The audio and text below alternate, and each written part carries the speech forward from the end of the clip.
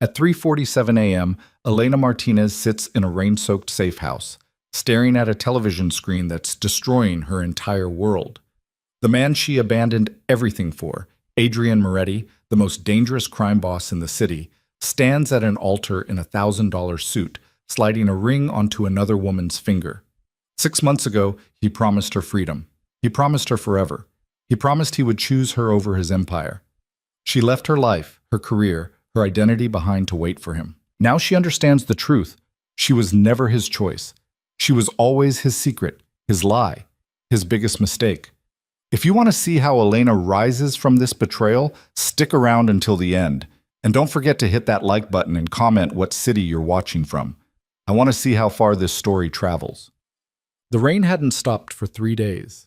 Elena Martinez pressed her forehead against the cold window of the safe house, watching water streak down the glass in patterns that looked like tears. Her reflection stared back, hollow eyes, tangled dark hair, a face she barely recognized anymore. The bruise on her left cheekbone had faded to a sickly yellow-green, a souvenir from a week ago when everything started falling apart. Her phone sat on the table behind her, screen dark, silent. It had been silent for 48 hours. "He's coming," she whispered to herself, the words tasting like desperation. He promised. But promises, Elena was learning, meant different things to different people. To her, a promise was sacred, a contract written in trust and hope.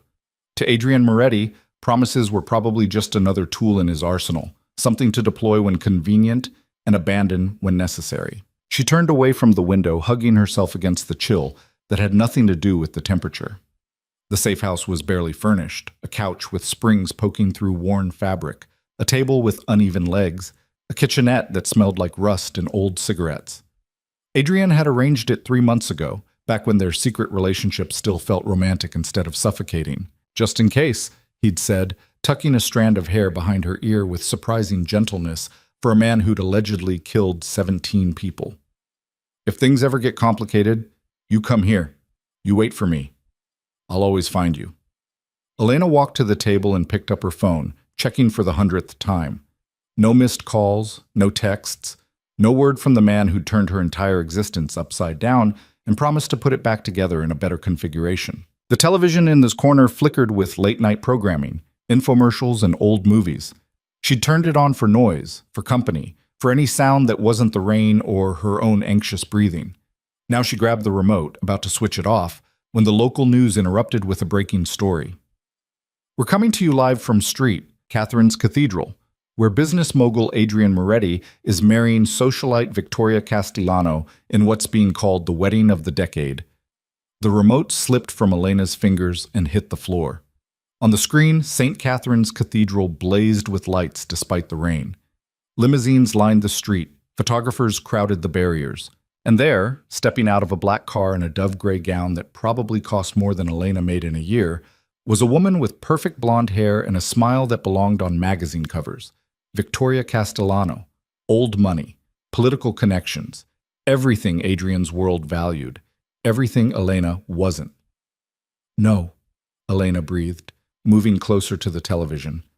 "No, this is wrong. This is some kind of mistake." But the camera didn't lie. It panned across the cathedral entrance, caught glimpses of guests in designer clothes, and then, there he was. Adrian Moretti stood at the altar in a charcoal suit that fit him like it was painted on, his dark hair perfectly styled, his expression unreadable.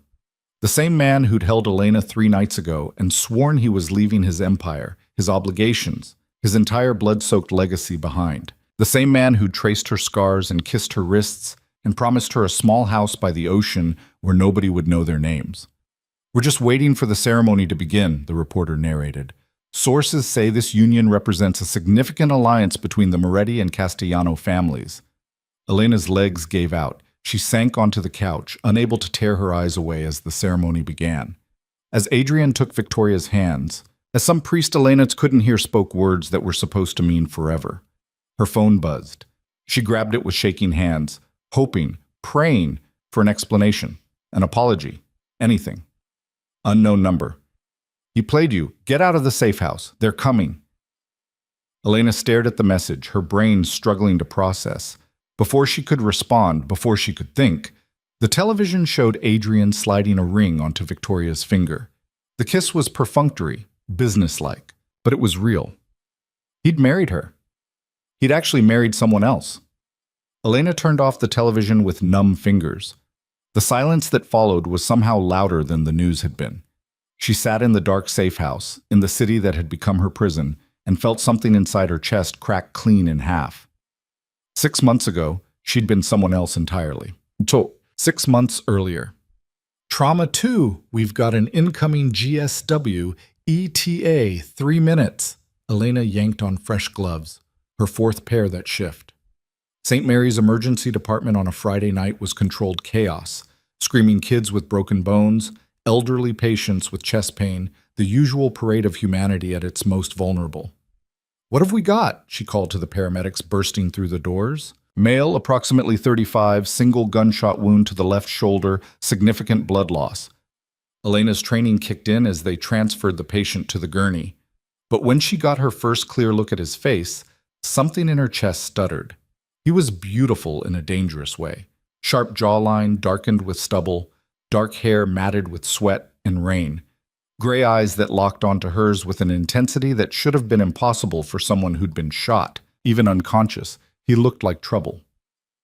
"Let's get him stabilized," Dr. Chen ordered, appearing at Elena's elbow. "Elena, start a line." She worked on autopilot, finding a vein despite the man's compromised circulation. His skin was surprisingly warm under her fingers. She noticed scars, old ones, professional ones. This wasn't his first time being hurt. "Vitals?" Dr. Chen demanded. "BP 80/50 and dropping," Elena reported. "Heart rate 140. The man's eyes snapped open. Despite the blood loss, despite the pain he had to be in, those gray eyes found Elena's face and stayed there. "You're safe?" she said instinctively, the words she told every scared patient. "We're going to take care of you." His hand shot out, grabbing her wrist with surprising strength. "Don't," he gasped. "Don't call police. Sir, you need to stay calm. Promise me." Blood flecked his lips. "No police? Promise." Dr. Chen was already calling orders, preparing for surgery. Elena should have pulled away, should have followed protocol. Gunshot wounds required police reports. But something in his eyes, desperation mixed with command, made her nod. "I promise," she whispered. His grip loosened. He slipped back into unconsciousness. 3 hours later, after surgery removed the bullet and stabilized him, Elena sat at the nurse's station completing charts. She'd almost forgotten about the mystery patient when 2 men in expensive suits appeared in the waiting room. "We're here for the John Doe," one said. "The GSW in OR2. Elena's spine straightened. "I'm sorry, but we can't release patient information. We're family," the second man said smoothly, too smoothly. "His brothers. We've been worried sick." They didn't look worried. They looked like predators sizing up prey. "I'll need to verify with the patient," Elena said, keeping her voice steady. The first man smiled, and it was the kind of smile that made Elena's nursing instincts scream danger. "Of course. We'll wait." Elena walked to the recovery room where their mystery patient was sleeping off anesthesia. She closed the door carefully behind her and moved to his bedside. "Hey," she said softly, touching his uninjured shoulder. "You need to wake up." His eyes opened slowly, still hazy with drugs. "Angel?" "Nurse," Elena corrected. "And you've got company claiming to be your brothers." "Something tells me that's not true." The haziness vanished instantly. He tried to sit up, grimacing at the pain. "How many?" "2. Suits. Expensive watches. Bad vibes." "Fuck." He swung his legs off the bed, moving like someone accustomed to working through pain. "I need to leave." "You just had surgery." "I need to leave now." He fixed those gray eyes on her.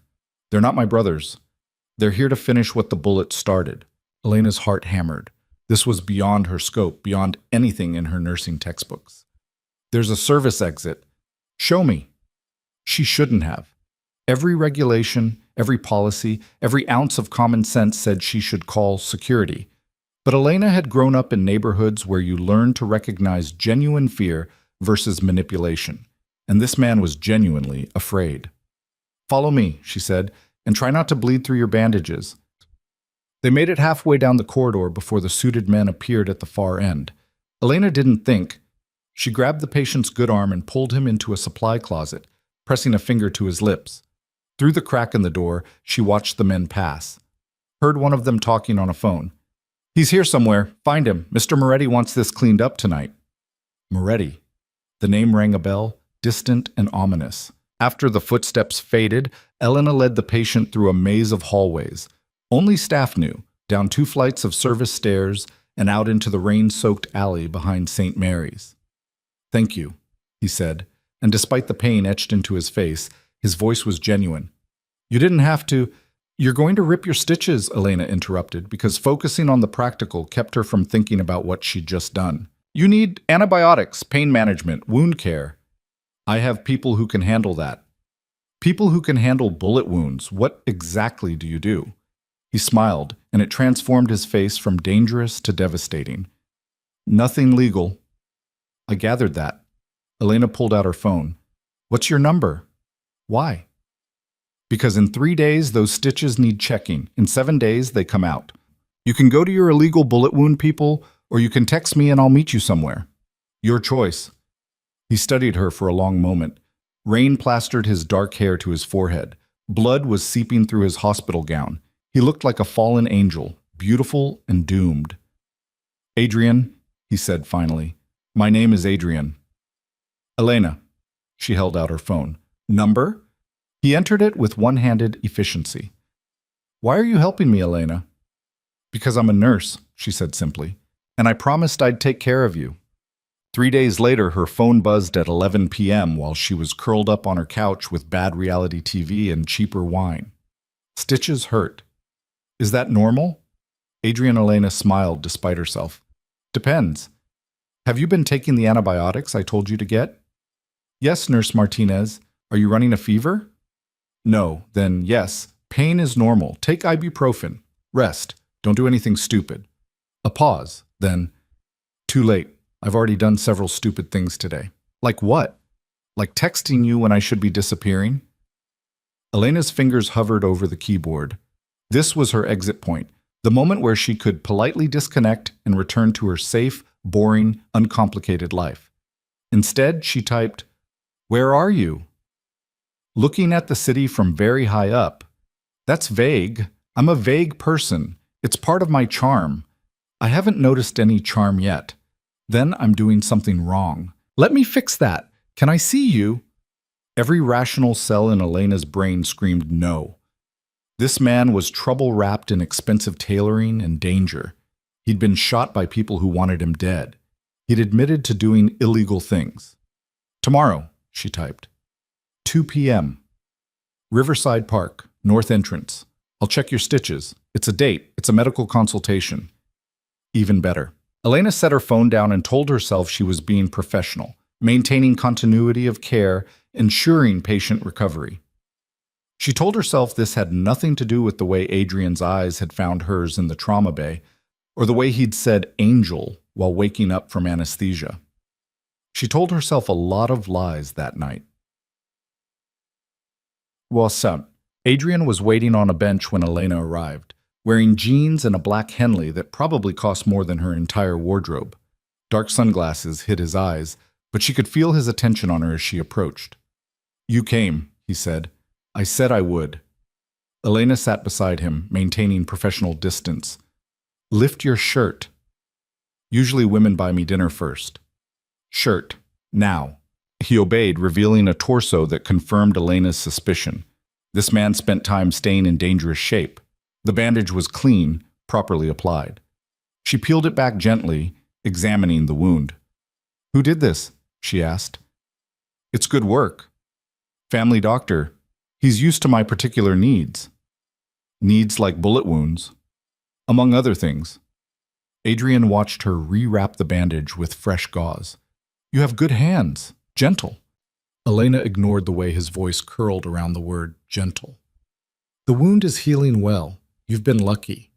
"I don't believe in luck. I believe in consequences and choices." "Then you made bad choices to get shot." "The worst," he agreed, "but also the best." How is getting shot the best choice? Because it brought me to you. Elena secured the tape with more force than necessary. That's a line. That's the truth. He caught her hand before she could pull away. I haven't been able to stop thinking about you, Elena. The way you looked at those men and knew immediately they were dangerous. The way you risked your career to help a stranger. The way you promised to take care of me, and you meant it. I make that promise to every patient. No. His thumb traced her knuckles, a touch so light it might have been imagined. You don't look at every patient like they're worth saving. Elena's breath caught. Everyone is worth saving. Not me. Adrian's smile was sad around the edges, but I appreciate the sentiment. She should have pulled her hand away, should have restated professional boundaries, given him instructions for wound care, and walked away from whatever this was before it started. Instead, she asked, why were they trying to kill you? Long story. I've got time. Adrian studied her for a moment, then removed his sunglasses. Those gray eyes were clearer now and infinitely tired. My father runs a business empire. Very profitable, very old, very connected. I was supposed to take over, continue the legacy. Instead, I decided I wanted different things. What things? Quieter things, legal things, things that don't require looking over my shoulder. He gestured to his shoulder. This is the consequence of that choice. My father's associates don't appreciate retirement plans. Elena processed this information, reading between the lines. Your father is Moretti, the Moretti everyone whispers about. Yes, and you're trying to leave. I'm trying to survive leaving. Adrian squeezed her hand gently, which is why I should walk away right now and never contact you again, because people around me tend to get hurt. I'm harder to hurt than I look, Elena said. That's what worries me.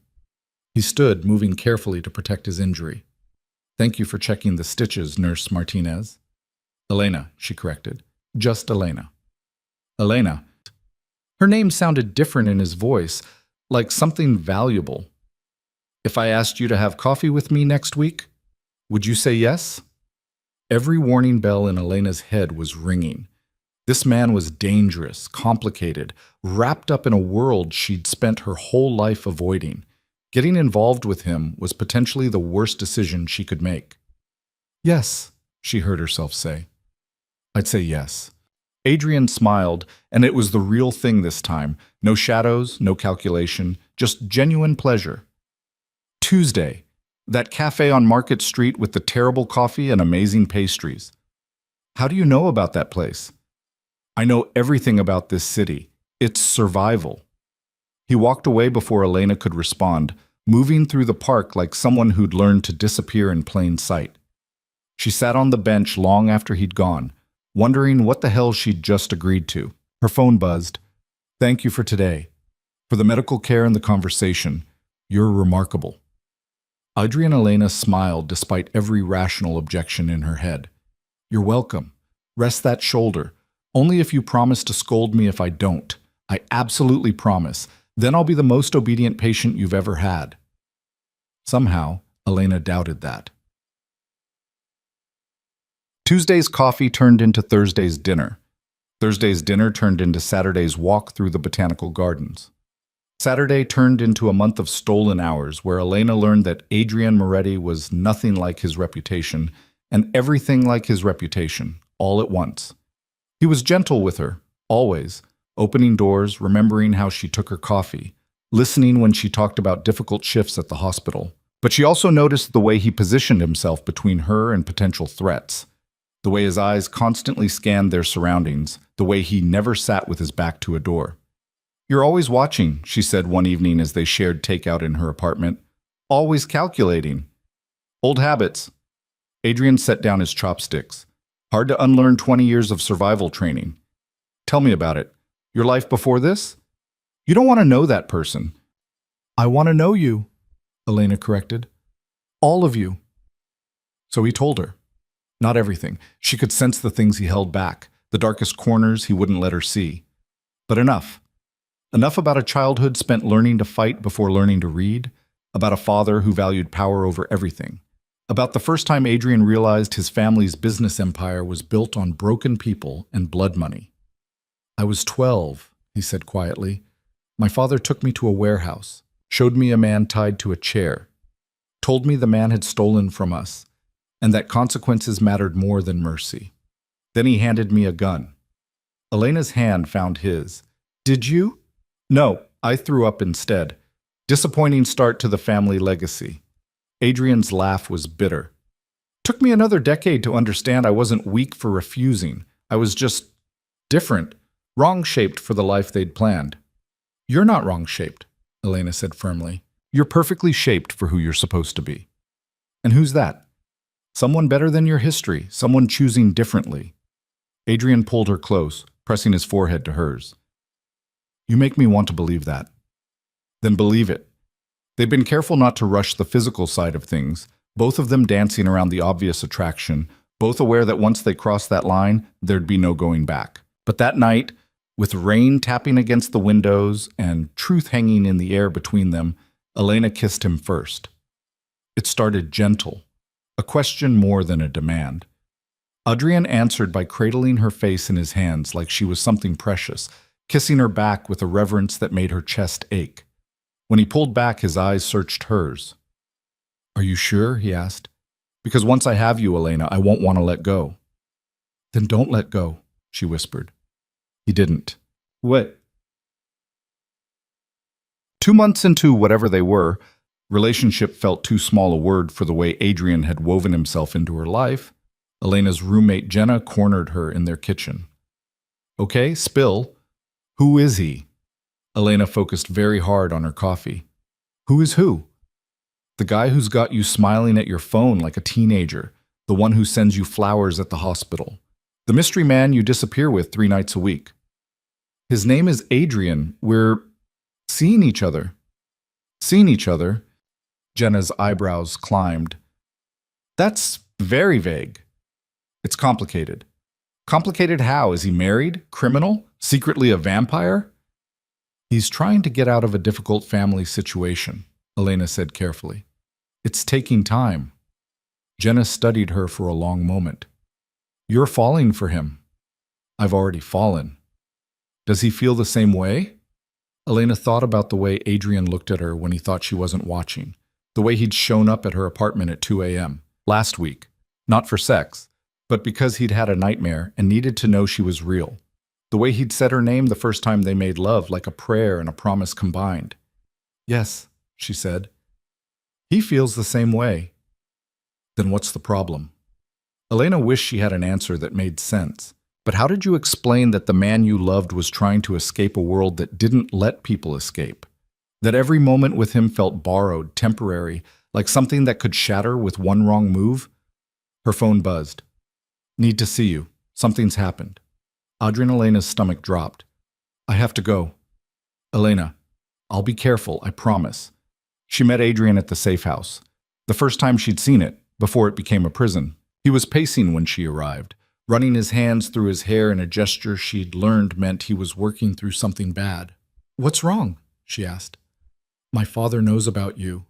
The words hit like a punch. How? I don't know. Someone saw us, reported back. It doesn't matter how. Adrian grabbed her shoulders, urgent and afraid in a way she'd never seen. Elena, you need to understand what this means. My father doesn't tolerate distractions. He'll see you as leverage, a weakness to exploit. Then we'll be careful. We can't be careful enough. His voice cracked. Do you know what he did to the last person I cared about?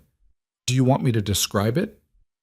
Adrian, he had her killed, Elena, slowly, made sure I knew every detail. I was 17 and I loved her, and he killed her to teach me a lesson about priorities. Elena's breath froze. You never told me because I never wanted you to know that side of my life. But now you need to know.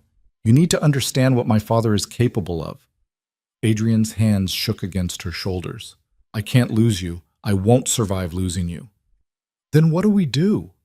He pulled back, composing himself with visible effort. I have a plan. It's been in motion for months. Legitimate business ventures, legal documentation, everything I need to completely separate from the family. But it takes time and leverage and one very specific piece. What piece? There's someone my father wants me to marry, Victoria Castellano. Old money, political connections, everything that would strengthen the empire. If I agree to the engagement, it buys me time, makes him think I'm falling in line. Meanwhile, I finalize my exit strategy. Elena's chest constricted. You want to marry someone else? I want to pretend to marry someone else, Adrian corrected fiercely. There's a difference. The engagement would be public, formal, all the right moves to keep my father satisfied. But it wouldn't be real. Nothing about it would be real. How long? 6 months. Maybe less if I can accelerate the timeline. And then I'm out, Elena. Completely out. New identity, new city, new life. A life I want you in every second of. She wanted to believe him, wanted to trust that this would work, that they could outsmart a crime empire with decades of power and violence behind it. He'll hurt you, Elena whispered. If he finds out you're planning to leave, he won't find out. I've been careful. And once I'm gone, I'm taking evidence with me, enough to keep him from ever coming after us. Insurance. Us. Us, Adrian confirmed. He cupped her face, thumb brushing her cheekbone. I know I'm asking a lot. I know this sounds insane, but I swear to you, Elena, 6 months from now, we'll be somewhere quiet, somewhere safe. Somewhere we can just be two ordinary people who fell in love in the messiest possible way. I don't want ordinary, Elena said. I just want you. You have me. You'll always have me. He kissed her, soft and desperate. Will you wait for me? Can you do that? Elena thought about the rational choice, the safe choice, the choice every fiber of her nurse training said she should make. Then she thought about Adrian's smile when he brought her terrible coffee, his hands gentle on her skin, the way he'd trusted her with his darkest truths. I'll wait, she said. I'll wait as long as it takes. 6 months, he promised. And then we disappear together. The engagement announcement hit the society pages 2 weeks later. Elena saw it while scrolling through news during a break at the hospital.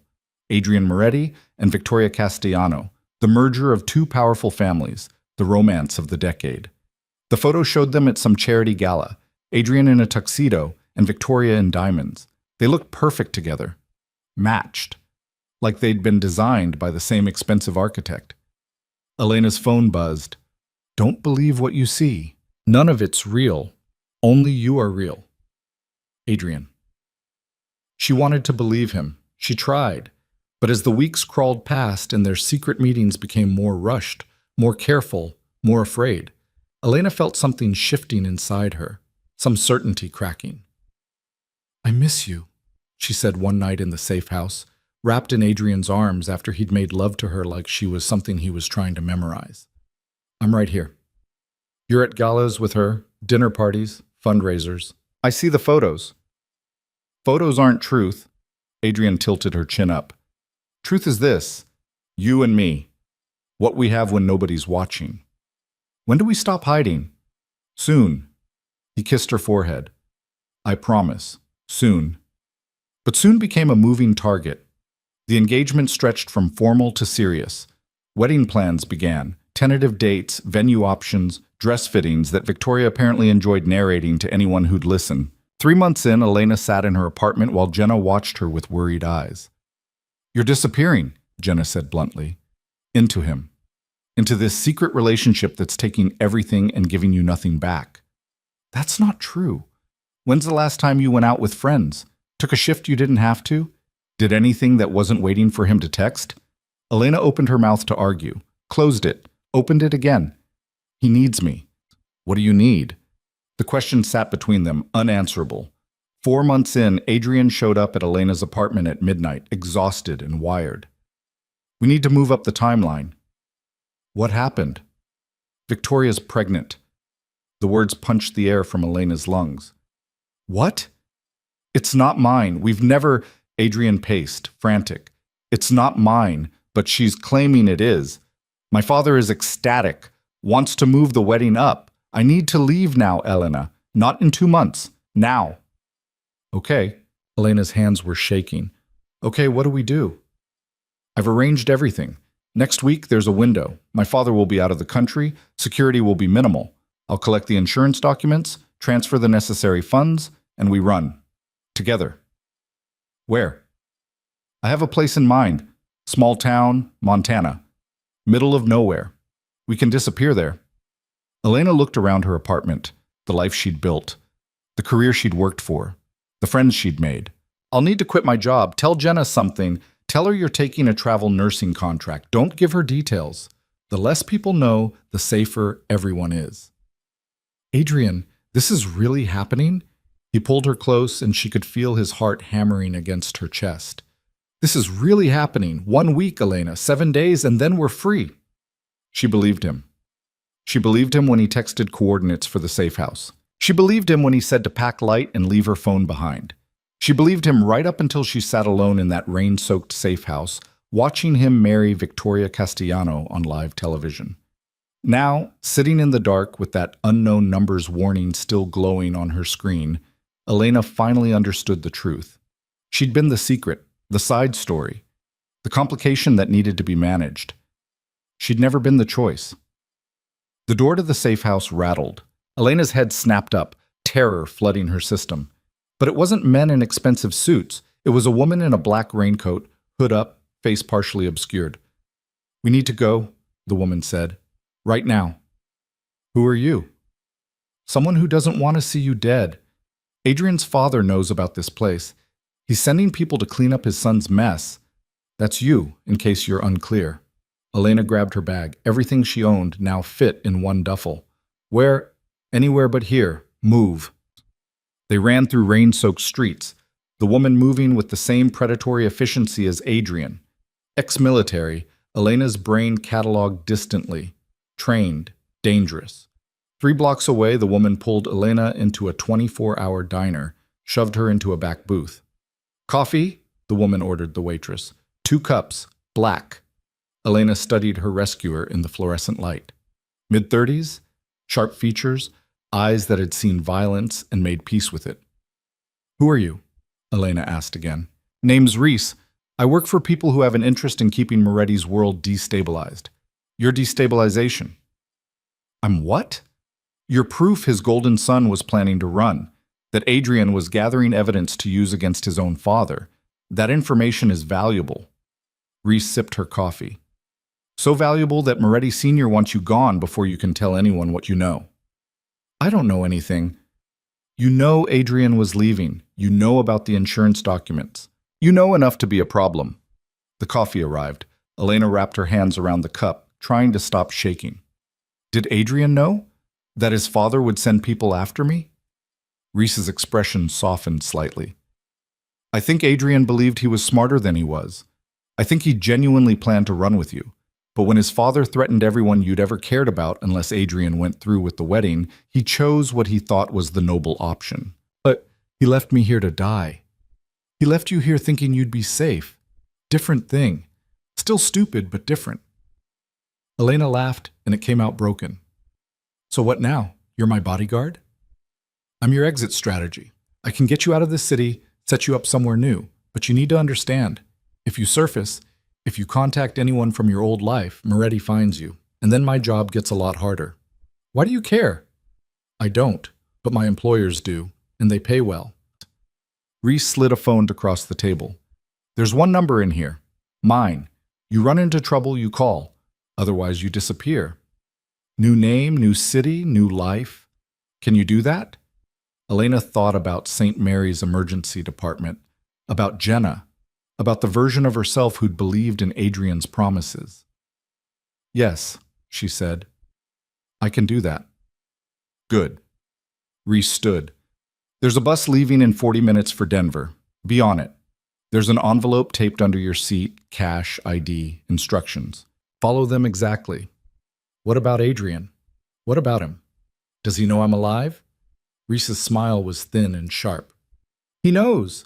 Got a message through right before the ceremony. Told him you were safe and he was a coward. Don't expect that information brought him much comfort during his vows." She left Elena sitting in the diner booth, watching rain streak the windows. Somewhere across the city, Adrian Moretti was dancing with his new wife, playing the role his father demanded. Somewhere, men were searching a safe house for a woman who was already gone. Elena finished her coffee and stood. She left exact change on the table. No credit card trail. No unnecessary interaction. She walked to the bus station like someone who'd practiced disappearing because, in a way, she had been. She'd been disappearing into Adrian's world for 6 months, erasing herself piece by piece. Now, it was time to find out who Elena Martinez was when she stopped waiting for someone else to choose her. The bus pulled away from the station at 4:23 a.m. Elena didn't look back. Denver smelled like exhaust and failed dreams. Elena stepped off the bus into morning light that felt too bright, too ordinary for someone whose entire world had imploded 12 hours earlier. Her legs were stiff from the overnight ride, her eyes gritty from not sleeping, her brain still trying to process the gap between what she'd believed and what was real. The envelope Reese had left contained $3,000 in cash, a Colorado driver's license with Elena's photo, but a different name, Sarah Chen, and a handwritten note with an address in a neighborhood Elena had never heard of. Stay here 2 weeks. Keep your head down. I'll be in touch. R. The apartment was a fourth-floor walk-up in a building that had seen better decades. Peeling paint, a radiator that clanked like it was trying to communicate in Morse code, windows that overlooked a parking lot where broken glass sparkled in the weak sunlight. It was the opposite of everything Adrian had promised. No ocean view, no quiet peace, no fresh start that felt clean. It was perfect. Elena dropped her duffel bag on the sagging couch and stood in the middle of the empty living room, waiting to feel something. Anger, maybe. Grief. The crushing weight of betrayal. Instead, she felt hollow, scooped out. Like someone had reached inside her chest and removed all the parts that used to know how to feel things. Her new phone buzzed. Reese's number. You make it? Yes? Good. Stay invisible. I mean it. Elena set the phone on the counter and walked to the bathroom. The mirror showed a stranger, dark circles under eyes that used to sparkle when Adrian texted, hair that needed washing, a face that looked 10 years older than it had a week ago. You're alive, she told her reflection. That's something. The stranger in the mirror didn't look convinced. She showered in water that ran lukewarm at best, changed into clean clothes from her duffel, and realized she had absolutely no idea what to do next. For 6 months, her entire existence had orbited around Adrian, when she'd see him, where they'd meet, how to steal another hour in a world that wanted to keep them apart. Now that access was gone, and she was just floating in space with nothing to grab onto.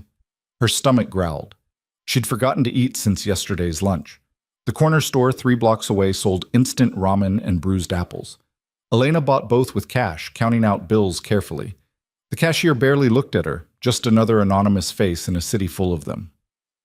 Back in the apartment, Elena ate standing at the kitchen counter, staring at the phone Reese had given her. It would be so easy to text Jenna, to call her mom in Phoenix, to reach out to someone from her real life and anchor herself to something familiar. But Reese's warning echoed. If you surface, Moretti finds you. Elena finished the ramen and threw the cup away. She'd worked too hard to become a nurse, survived too much to get there, to throw it all away by being careless now. If invisibility kept her alive, she'd learn to be invisible. The first week passed in a fog of basic survival. Elena found a 24-hour laundromat where nobody asked questions, a library where she could read without buying anything, a diner that served breakfast all day and didn't care if she nursed one coffee for 3 hours. She avoided mirrors, avoided thinking, avoided the screaming silence where Adrian's voice used to live in her head. On day 9, Reese showed up at the apartment without warning, letting herself in with a key Elena hadn't known existed. You look like hell, Reese said by way of greeting. Thanks. You look terrifying as always. Reese smiled slightly, dropping a backpack on the counter. How you holding up? I'm breathing. Is that enough? For now. Reese pulled out a laptop, fingers already moving across the keyboard. We need to talk about your next move. I thought the next move was staying invisible forever. Invisible is temporary. Eventually, you need an actual life, which means work, housing, a believable story. Reese pulled up a document on the screen. I've got 3 options for you. All small towns, all hiring nurses, all far enough from Moretti's reach that you can breathe. Elena moved closer, looking at the listings. Billings, Montana. Durango, Colorado. Flagstaff, Arizona. These are real jobs. Real jobs with real HR departments who think Sarah Chen is a real person with real credentials. I've got people who handle this kind of thing. Reese glanced at her. You pick one, I set it up, you go live your life. Quiet. Boring. Safe. Safe, Elena repeated. The word felt foreign. Unless you want to stay in Denver washing your clothes at midnight and eating ramen for every meal. Elena studied the listings. Durango was high altitude, mountain views, a small hospital serving a scattered rural population. The job description mentioned long shifts and diverse cases, everything from ranch accidents to altitude sickness to the occasional ski injury. This one, she said, pointing. Durango. Good choice. Mountains make it harder for people to sneak up on you. Reese typed something. You start in 3 weeks. That gives you time to get there, find a place, settle in before orientation. Just like that? I just become someone else? You've already become someone else. This just makes it official. Elena sat down on the couch before her legs could give out. I was a good nurse. Before all this, I was really good at my job. You'll be good at it again. Reese closed the laptop. But Elena, Sarah doesn't have a tragic backstory. Sarah doesn't have a crime boss ex-boyfriend. Sarah is boring, pleasant, forgettable. You understand? Be nobody. Be nobody, Reese confirmed. It's the only way this works. After Reese left, Elena sat in the dark apartment and let herself think about Adrian for the first time in 9 days. She wondered if he'd looked for her after the wedding, if he'd gone to the safe house and found it empty, if he felt relief or regret or anything at all.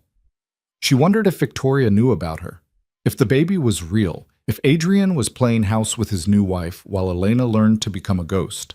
Then she stopped wondering. Because wondering was just another form of waiting, and she was done waiting for Adrian Moretti to be who he'd promised.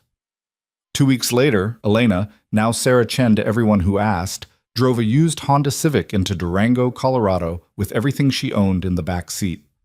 The mountains rose around the town like walls, protection or prison, depending on how you looked at it. The apartment she'd rented sight unseen was smaller than the Denver place, but cleaner, with windows that actually sealed and a landlord who'd taken her first month's rent without asking uncomfortable questions. It was furnished in a style that could be generously described as aggressively beige, but the bed was comfortable and the shower ran hot. Elena unpacked methodically. Clothes in the dresser, toiletries in the bathroom, the few books she'd bought in Denver on the shelf. When everything was put away, the apartment still looked empty, unlived in, like a stage set waiting for an actual person to arrive. Her phone buzzed, the new number she'd gotten for Sarah Chen's life. Orientation tomorrow, 8 a.m. Don't be late. Reese. I won't. Thank you. For what? For getting me out. A long pause, then, just stay out. And Elena, stop thanking me. I'm not doing this for free. Elena smiled despite everything. At least Reese was honest about her motivations. That was more than she could say for some people. Sleep didn't come easy that night. She lay in the unfamiliar bed, listening to unfamiliar sounds. A neighbor's television through the wall, traffic on the street below, the wind in the mountains making noises she'd never heard before. Every sound made her tense, made her think of men in suits coming to finish what Adrian's father started. But no one came. The night passed. Morning arrived with pale sunlight through cheap blinds. Elena got up, dressed in scrubs she'd bought online, and looked at herself in the mirror. Sarah Chen looked back. Same face, different name, brand new lies. You can do this, she told her reflection. You've done harder things. The reflection didn't argue. Durango Community Hospital was smaller than St. Mary's, but clean, organized, and apparently desperate enough for nurses that they'd hired Sarah Chen with minimal background checking. The HR director, a cheerful woman named Patricia, who wore too much perfume, walked Elena through orientation with the kind of efficiency that suggested she'd done this many times. You'll be on the med-surg floor to start, Patricia explained, handing Elena a badge with Sarah's name and photo. 12-hour shifts, 3 days a week usually, though we might need you for extra coverage during ski season. Dr. Morrison runs a tight ship, but he's fair. Questions? No, ma'am. Good. Cafeteria's on the second floor. Break room has decent coffee if you don't mind it strong. And we're one big family here, so don't be shy about asking for help. Patricia smiled. We're glad to have you, Sarah. The name still felt wrong in Elena's ears, but she smiled back. Glad to be here. The first shift was exactly what Elena needed. Too busy to think, too focused on patient care to spiral into her own head. A rancher with a compound fracture from a horse accident. A kid with appendicitis. an elderly woman with pneumonia who reminded Elena of her grandmother and made her chest ache with homesickness for a life she couldn't have anymore. She worked on autopilot, her training carrying her through assessments and medication administration, and the thousand small tasks that made up a nurse's shift. It felt good to be useful again, to have a purpose beyond survival. During her lunch break, another nurse, young, blonde, aggressively friendly, sat down across from her in the cafeteria. "You're the new girl," she said. "Sarah, right? I'm Katie. Been here 2 years. You'll love it once you get used to the pace." "Thanks, still figuring everything out." "Where'd you work before?" Elena had practiced this answer. "Small clinic in Nevada. Wanted a change of scenery." "Well, you picked the right place for scenery. Mountains are gorgeous, towns small enough that you actually know your neighbors, and the hiking is incredible if you're into that." Katie bit into her sandwich. "You got family here?" "No, just me." "Boyfriend? Girlfriend?" "Single," Elena said, and the word tasted like ash. "Good. The dating pool here is small but quality. I'll introduce you around." Katie grinned. "Unless you're one of those married to the job types? Just focused on settling in right now." "Fair enough. But when you're ready for a night out, you let me know. There's this bar downtown that does trivia on Thursdays, and our team desperately needs someone with actual brain cells." Elena found herself smiling. "I'll think about it." After her shift, she drove back to her empty apartment and stood in the shower until the water ran cold. She'd survived day 1 of her new life. Tomorrow she'd survive day 2. Eventually, maybe, it would stop feeling like survival and start feeling like living. Her personal phone, the one Reese had given her, buzzed as she was getting into bed. How was day 1? Exhausting. Good. Anyone ask questions? Nothing I couldn't handle. Keep it that way. Elena set the phone down and stared at the ceiling. Somewhere, in a city she couldn't name, Adrian was probably lying in bed next to his wife. Probably thinking about his empire and his father's expectations and all the choices that had led him to that moment. Probably not thinking about Elena at all. She turned off the light and closed her eyes, willing sleep to come. The weeks blurred together. Elena, Sarah, fell into a rhythm. Work 3 days, recover 2 days, repeat. She learned the hospital's systems, the staff's personalities, the subtle politics that existed in every workplace. She kept her head down, did her job well, and slowly, carefully, built a life that looked almost normal. Katie kept her promise about trivia night. Elena went once, mostly to seem like a regular person who did regular things. Their team came in third, and afterward Katie dragged her to a different bar where the music was too loud and the beer was cheap. "So what's your story?" Katie asked, slightly drunk and completely nosy. "And don't give me that Nevada clinic crap. Nobody moves to Durango for no reason." "Needed a fresh start," Elena said, which was true enough. "Bad breakup?" "Something like that." "Was he an asshole?" Elena took a long drink of her beer. "He was complicated." Complicated is just another word for asshole with a good excuse. Katie signaled for another round. "You're better off without him, whoever he was." "I know." "Do you, though? Because you've got that look. That still checking my phone look.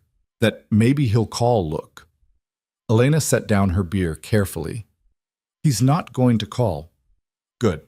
Because you seem nice, Sarah, and nice people don't deserve complicated assholes." Katie raised her glass. "To fresh starts and better choices." Elena clinked her glass against Katie's and pretended the toast didn't make her want to cry. 3 months into Durango, Elena had a life that looked real from the outside. She had an apartment with furniture she'd picked out herself. She had coworkers who invited her to things. She had a routine, a paycheck, a name that people called her without irony. She had everything except the truth. The nightmare started around month 4. Always the same. Elena sitting in the safe house, watching the television, seeing Adrian marry Victoria over and over again in an endless loop. Sometimes she'd run to stop him, sometimes she'd scream, sometimes she'd just sit there while the world ended in slow motion. She'd wake up gasping, sheets soaked with sweat, her heart trying to escape her chest. Then she'd remember where she was, who she was supposed to be, the careful lies she'd built around herself like armor. Dr. Morrison noticed first. He caught her in the break room one morning after a particularly bad night, her hand shaking as she tried to pour coffee. You okay, Sarah? Fine. Just tired. He studied her with the kind of doctor look that saw past bullshit. When's the last time you took a day off? I don't know. A while. Take tomorrow. That's not a suggestion. He poured his own coffee, added too much sugar. I've been doing this 30 years. I know what burnout looks like, and you're heading there fast. I can handle it. I'm sure you can. But you shouldn't have to. Take a break. Go hiking. Read a book. Sleep for 16 hours. I don't care what you do, just don't come back here until you've remembered why you became a nurse in the first place. Elena wanted to argue, but the truth was she couldn't remember why she'd become a nurse, couldn't remember who she'd been before Adrian, couldn't remember anything except running and hiding and pretending to be someone she wasn't. Okay, she said quietly. Thank you. The next day, Elena drove up into the mountains without a destination, following roads that got narrower and steeper until she found a trailhead that looked deserted. She hiked for 3 hours, pushing her body until her lungs burned and her legs ached, until the only thing she could think about was the next step and the step after that. At the top of the trail, she found a clearing with a view that stretched for miles, mountains and valleys and sky so blue it hurt to look at. She sat on a boulder and let herself cry for the first time since leaving Denver. She cried for the life she'd lost, for the version of herself who'd believed in Adrian's promises, for the future they'd planned in whispered conversations at 3 a.m, for the stupidity of thinking love could conquer everything when love couldn't even conquer one man's fear of his father. When the tears finally stopped, Elena felt empty but lighter, like she'd been carrying something heavy and had finally set it down. Her phone rang, not the burner Reese had given her, but her new Sarah Chen phone, Katie's name on the screen. Hey, Elena answered, voice rough. Hey yourself, you sound weird. You okay? Just hiking, what's up? So there's this guy, friend of my boyfriend's. Nice, normal, works in construction. I mentioned you, he thinks you sound interesting, and we're all going to dinner Friday if you want to come meet him. Elena looked out at the mountains, at the vast empty space where her future used to be. I don't know if I'm ready for that. It's just dinner, Sarah, no pressure. But you can't hide forever, you know. Eventually you've got to start living again.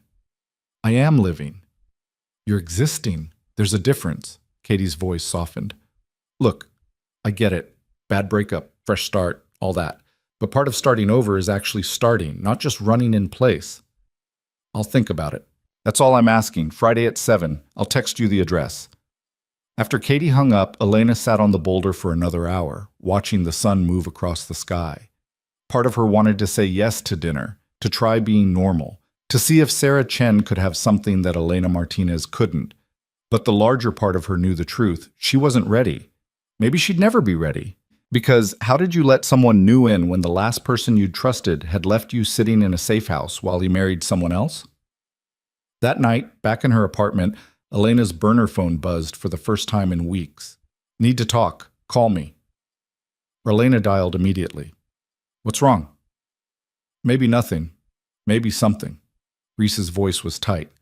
You haven't been online, have you? Social media, news sites, anything like that? No, you told me to stay invisible. Good.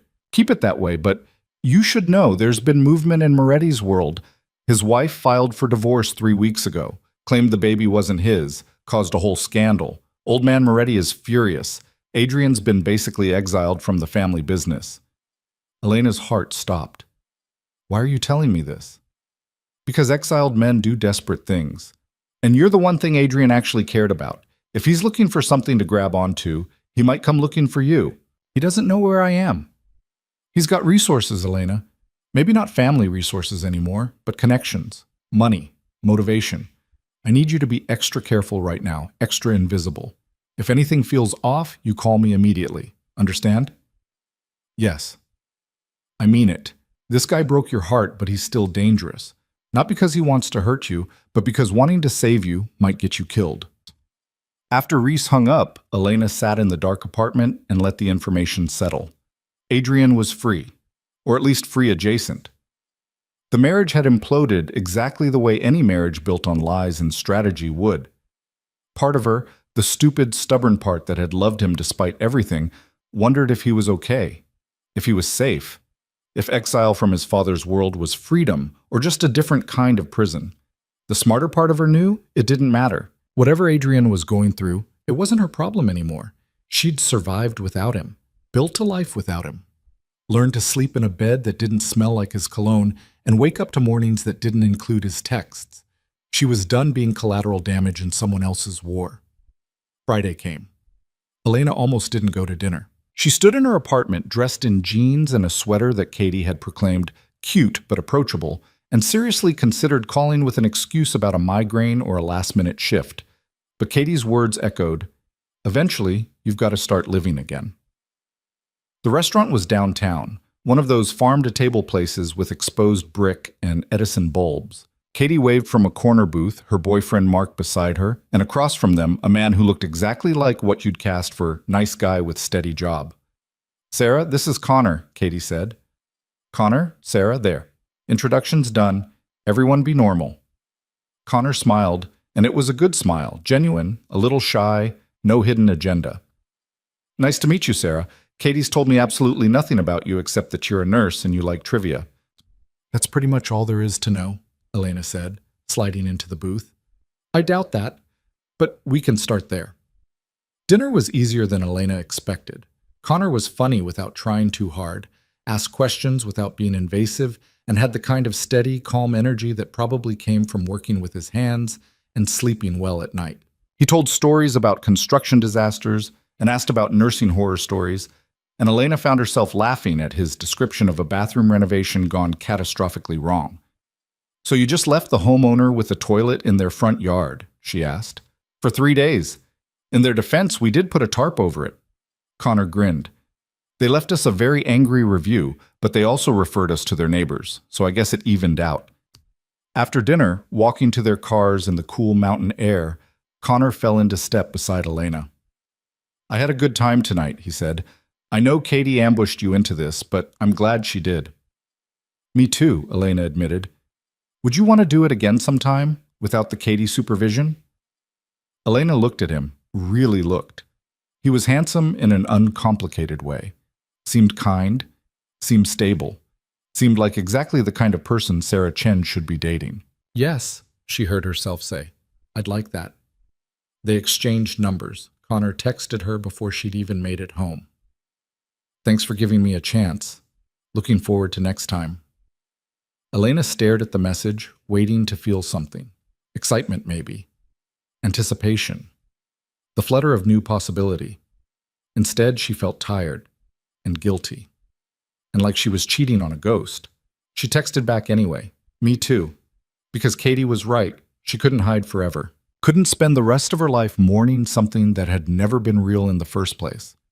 If Adrian Moretti had taught her anything, it was that promises were just words. Action was what mattered, and the only person taking action in Elena's life right now was Elena herself. So she'd go on a second date with Connor. She'd keep working at the hospital.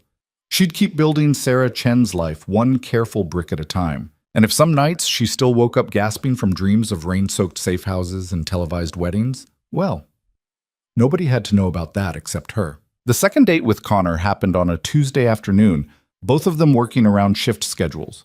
He took Elena to a coffee shop that roasted their own beans and had mismatched furniture that somehow worked. They sat by the window, watching tourists browse the art galleries across the street, and Connor told her about growing up in Wyoming with 4 brothers and a mother who'd raised them all single-handedly after their father died. She was terrifying, he said, smiling at the memory. 5'0", but she could stop a fight with just a look. We learned real quick not to test her. "Sounds like she did a good job," Elena said. "You turned out decent." "Decent. That's the kindest review I've gotten in months." Connor stirred sugar into his coffee. "What about you? Family?" Elena had practiced this answer too, but it still felt like swallowing glass. "My mom's in Arizona. We talk sometimes. I'm an only child." "Close with her?" "We're working on it." Connor nodded like he understood complicated family dynamics, which maybe he did. "And before Durango, Katie said you worked in Nevada." "Small clinic, nothing exciting," Elena redirected before he could ask follow-up questions. "How'd you end up in construction?" He let her change the subject, launching into a story about dropping out of college after one semester because he couldn't sit still in classrooms, how he'd started as a laborer on a framing crew and worked his way up. Elena listened and laughed at the right moments and felt like a fraud the entire time.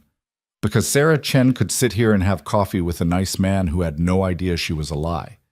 But Elena Martinez was still somewhere in the cracks, screaming that this was wrong, that pretending to be normal when your entire life was built on running and hiding wasn't fair to anyone.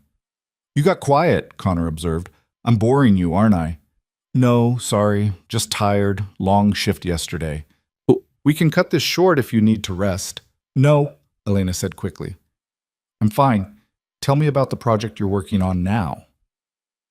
So he did, and Elena focused on being present, being Sarah, being someone who could have uncomplicated coffee dates without ghosts sitting at the table. After coffee, Connor walked her to her car. "I'd like to see you again," he said, "if you're interested." "I am," Elena replied and tried to mean it. But what? You've got a but in your voice. Like you're interested, but also hesitant. And that's okay. I just want to know where I stand. Elena looked at him, really looked. He deserved honesty, or at least as much honesty as she could give without destroying the careful architecture of her lies. "I got out of something complicated," she said carefully. "And I'm still figuring out how to be uncomplicated. So if I'm weird or distant sometimes, it's not you. It's just me trying to get my head straight." Connor considered this. Complicated ex? Very. He hurt you? Not the way you're thinking, but yeah, he hurt me. Well, he's an idiot. Connor touched her shoulder, brief and gentle. "Take all the time you need, Sarah. I'm not going anywhere." After he left, Elena sat in her car and let the tears come. Because Connor was exactly what she should want: stable, honest, present. But wanting him felt like betraying something, even though the something she'd be betraying had already betrayed her first. Her burner phone buzzed. Reese. Update. Moretti's been spotted in Denver. Just him, no security detail. Looks like he's searching for something. Elena's hands tightened on the steering wheel. "How close?" "Not close enough to worry yet, but stay alert." "And Elena? If he finds you, don't be stupid. Call me before you do anything." "Like what?" "Like talking to him. Like listening to whatever story he's selling. Like believing him." Elena didn't respond. She drove back to her apartment, locked the door, checked the windows, and tried to convince herself that Adrian being in Denver meant nothing. Denver was a big city. Durango was hours away. He had no way of knowing where she was. But that night, she dreamed of him anyway. Not the wedding this time, something worse. Adrian standing in the rain outside her apartment, looking exactly like he had that first night in the emergency room. Wounded, desperate, real. In the dream, she opened the door. Let him in. Let him explain. In the dream, she forgave him. She woke up furious at herself. Work became her refuge. Elena threw herself into 12-hour shifts, picking up extra coverage, volunteering for the cases nobody else wanted. Anything to keep her brain occupied and her hands busy. Dr. Morrison noticed, of course. He cornered her in the break room after a particularly brutal shift involving a car accident and 3 critical patients. "You trying to work yourself to death, Sarah?" "Just doing my job." "Your job doesn't require 16-hour days." He poured coffee that had been sitting too long, drank it anyway. "What are you running from?" Elena's head snapped up. "What?" "People work like this for 2 reasons. They love it or they're avoiding something else. You're good at your job, but you don't love it enough to destroy yourself over it. So what's the something else?" "I'm fine." That's what everyone says right before they're not fine. Dr. Morrison set down his cup. "Look, I don't know what happened before you came here, and I'm not asking, but I do know burnout when I see it, and you're sprinting toward it like it's the finish line. I just need to stay busy." "Why?" Because staying busy meant not thinking, not remembering, not wondering if Adrian was actually looking for her, or if Reese was being paranoid. Not questioning whether she'd made the right choice in running, or if she should have stayed and fought for what they had. "Personal stuff," Elena said finally. "I'm dealing with it." "Are you?" Because dealing with it usually involves actually dealing with it, not working yourself into the ground. Before Elena could respond, her pager went off. Trauma incoming. She grabbed it like a lifeline. "Saved by the emergency," Dr. Morrison said dryly. "But Sarah? This conversation isn't over. The trauma was a skiing accident, broken leg, possible internal bleeding, 19 years old and scared out of his mind. Elena worked on autopilot, establishing lines and running tests while the kids' friends hovered in the waiting room, all of them looking too young to be dealing with mortality. Am I going to die? The kid asked, teeth chattering from shock and pain. Not on my watch, Elena promised. The same words she'd said to Adrian that first night.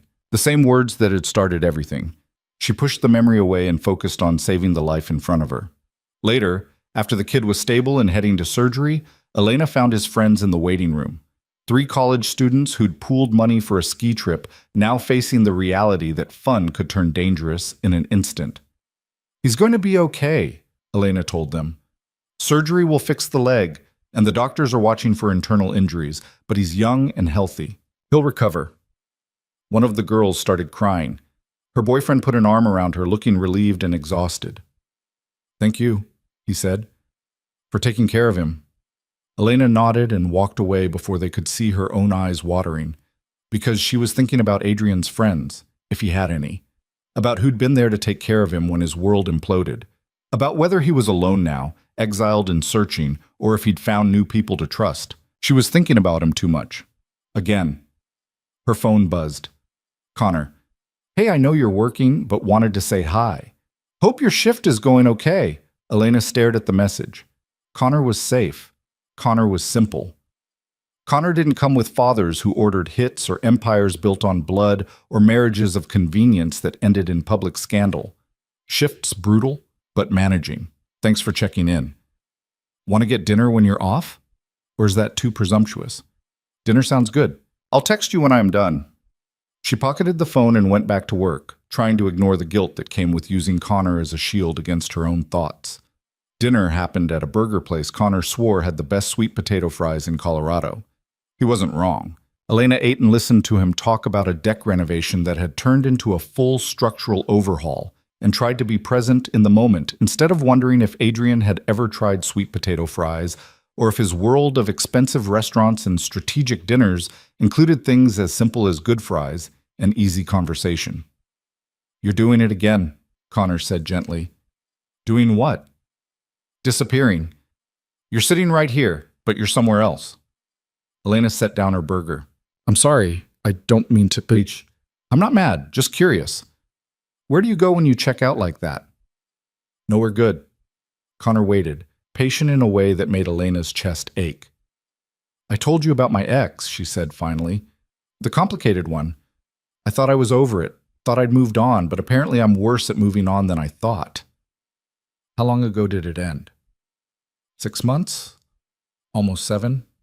That's not that long. Not for something that mattered. It shouldn't have mattered. It was a mistake from the beginning. But it did matter, Connor said.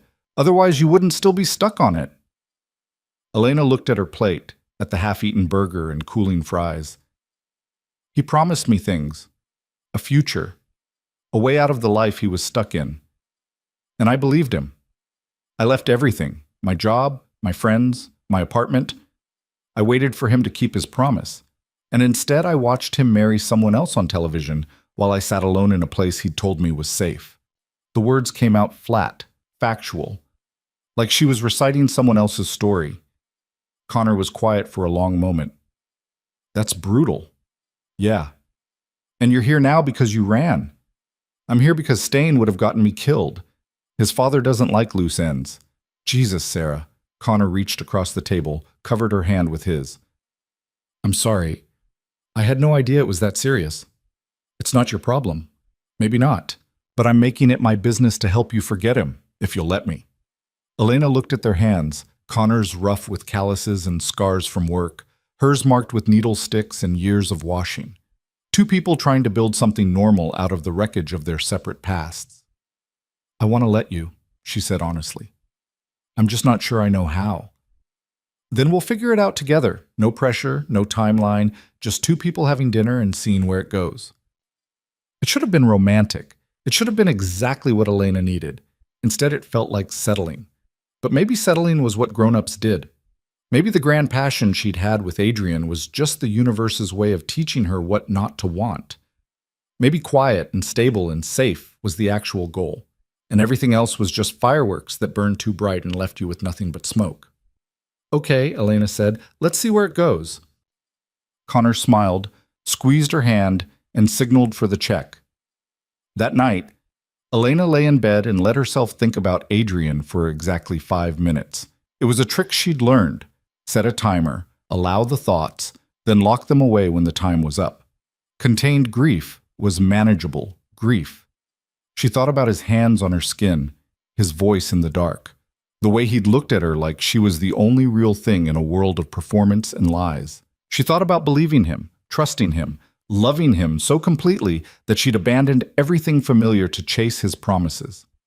She thought about the wedding, about sitting alone, about understanding finally that she'd been a secret he'd kept, not a future he'd chosen.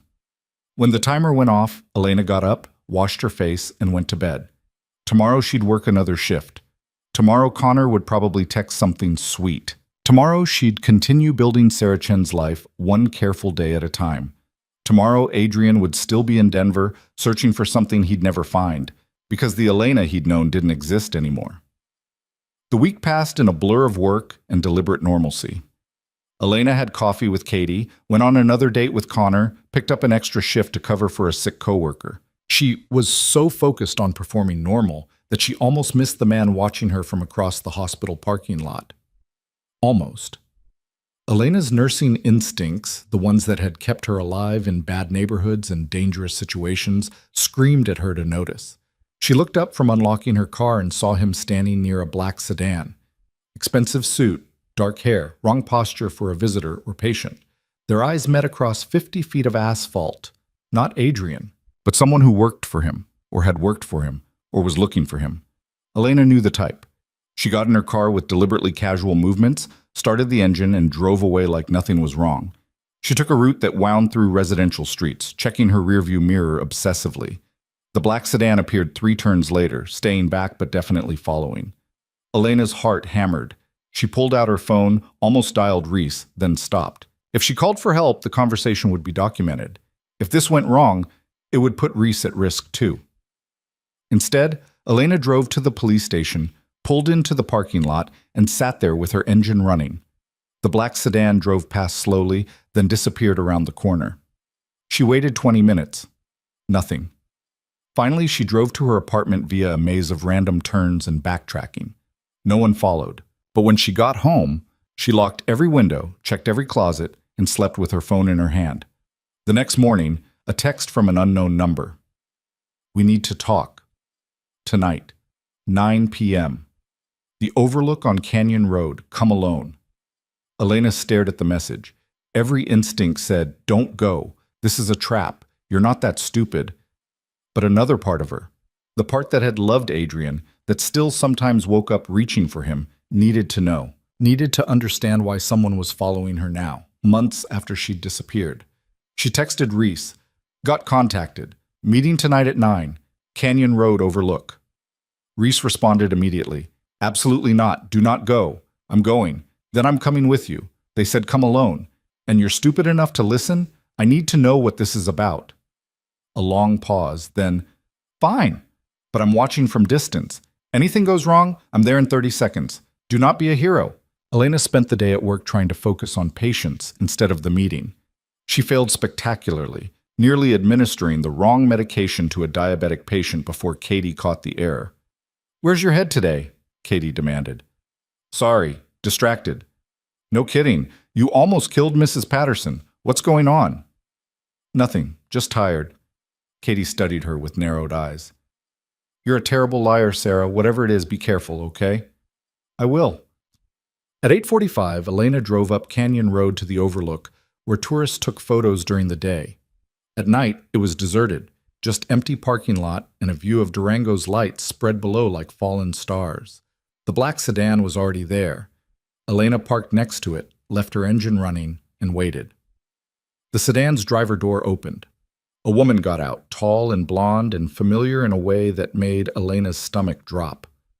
Victoria Castellano, Adrian's wife, ex-wife. She walked to Elena's passenger side, tapped on the window. Elena unlocked the door. Victoria slid into the seat with the kind of grace that came from expensive finishing schools. Up close, she was beautiful in a sharp-edged way, all perfect bone structure and calculated expressions. But her eyes were tired, and there was a bruise on her wrist she'd tried to cover with foundation. "Hello, Elena," she said. "Or should I call you Sarah?" Elena's hands tightened on the steering wheel. "How did you find me?" "I'm good at finding things people want to keep hidden. Comes with the territory of being married to a Moretti." Victoria's smile was bitter. Or being divorced from one. "What do you want?" "The same thing you want. To make sure Adrian doesn't destroy any more lives." Victoria pulled out her phone, showed Elena a photo. Adrian, thinner than Elena remembered, standing outside an apartment building Elena didn't recognize. "He's in Denver, looking for you. He's been looking for months." "Why are you telling me this?" "Because I need you to understand something about my ex-husband. He's obsessed with saving you. Thinks if he finds you, explains everything, you'll forgive him and ride off into the sunset together." Victoria's voice was cold. "And that obsession is going to get you killed." "I don't understand." "Adrian's father wants you dead. Has wanted you dead since the moment he found out about you. The only reason you're still alive is because Adrian convinced him you'd disappeared permanently, that you weren't a threat." Victoria leaned closer. "But if Adrian finds you, if he makes contact, his father will know, and he'll finish what he started." Elena's mouth was dry. "Why do you care?" "Because I spent 8 months married to a man who loved someone else, who talked in his sleep about ocean houses and fresh starts, who looked at me like I was a prison sentence."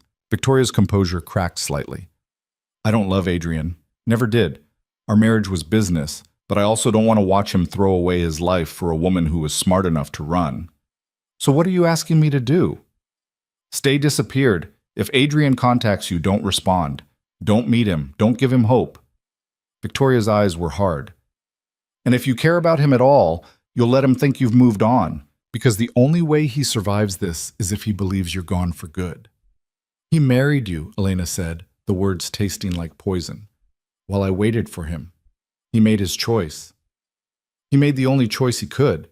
His father threatened to kill your mother, your friends, everyone you'd ever cared about." Victoria pulled out a piece of paper, unfolded it. "These are the names. Your mother, Maria, your roommate, Jenna, your old co-worker, Dr. Chen. Adrian's father had files on all of them. Surveillance photos, detailed information about their routines." Elena took the paper with shaking hands, saw her mother's name, her address in Phoenix, Jenna's coffee shop she visited every morning, Dr. Chen's kids' school. "He would have killed them," Victoria said quietly, slowly, and made sure Adrian knew every detail. So Adrian chose the wedding, chose to let you think he'd betrayed you, because believing he was a coward was better than you watching everyone you loved die. The paper fell from Elena's fingers. "Why didn't he tell me?" "Because you would have done something stupid, tried to protect them, gotten yourself killed." Victoria picked up the paper, refolded it. "This way, you ran. You survived. You get to live a life he can't be part of. And you want me to keep living that life.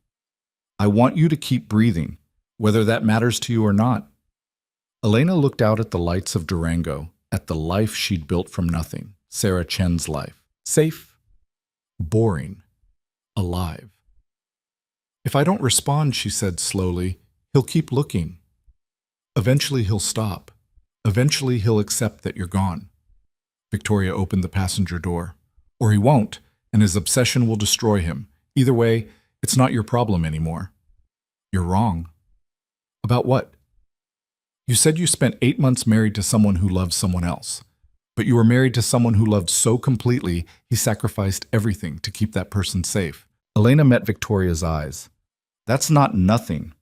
"No," Victoria agreed. "It's not nothing, but it's also not enough." She got out of the car, walked back to the sedan, and drove away. Elena sat in the overlook parking lot until her phone buzzed with Reese's message. "You alive?" "Yes." "What happened?" "I'll tell you later. I need to think." Elena drove home and spent the night staring at the ceiling, Victoria's words echoing in her head. Adrian had married Victoria to save Elena's mother, her friends, everyone she'd ever cared about. He'd let Elena believe he was a coward and a liar because that was safer than the truth. He'd loved her enough to become the villain in her story. And now he was searching for her, desperate and exiled, trying to find the one person he'd sacrificed everything to protect. Elena wanted to hate him for it, wanted to stay angry, stay hurt, stay safe in her carefully constructed new life. Instead, she just felt tired. Her phone buzzed. Connor. Good morning. Want to grab breakfast before your shift? Elena looked at the message, thought about Connor's steady kindness, his uncomplicated affection, the normal future he represented. Then she thought about Adrian, about loving someone so much you'd let them think you betrayed them, about the kind of courage it took to become the villain to save the person you loved. She didn't know what to do with that information. She didn't know if it changed anything. But she knew one thing with absolute certainty. This wasn't over, not by a long shot. Elena texted Connor back with an excuse about an early meeting, then spent breakfast staring at cold coffee and trying to make sense of everything Victoria had told her. The information sat in her chest like a stone, heavy and impossible to ignore. Adrian hadn't betrayed her. He'd saved her. And somehow that was worse. Because betrayal she could hate. Betrayal gave her permission to move on, to build Sarah Chen's life without guilt. But sacrifice? Love so complete it destroyed itself to keep her safe? That was a different kind of wound entirely. You look like hell, Katie said when Elena showed up for her shift 20 minutes late, still wearing yesterday's makeup. Didn't sleep well. Clearly, you want to talk about it? Not really. Katie studied her for a moment, then handed her a patient chart. Room 3 needs vitals. Try not to kill anyone today, okay? I don't have the energy to cover for you twice in 1 week. Elena took the chart and threw herself into work, but her mind kept circling back to Victoria's words. His father threatened to kill your mother. Elena pulled out her personal phone during lunch break, stared at her mom's number, and almost called just to hear her voice, to confirm she was safe. She didn't, because calling would mean explaining, and explaining would mean lying, and Elena was so tired of lies. Instead, she texted Reese. Need to talk. Not urgent, but soon.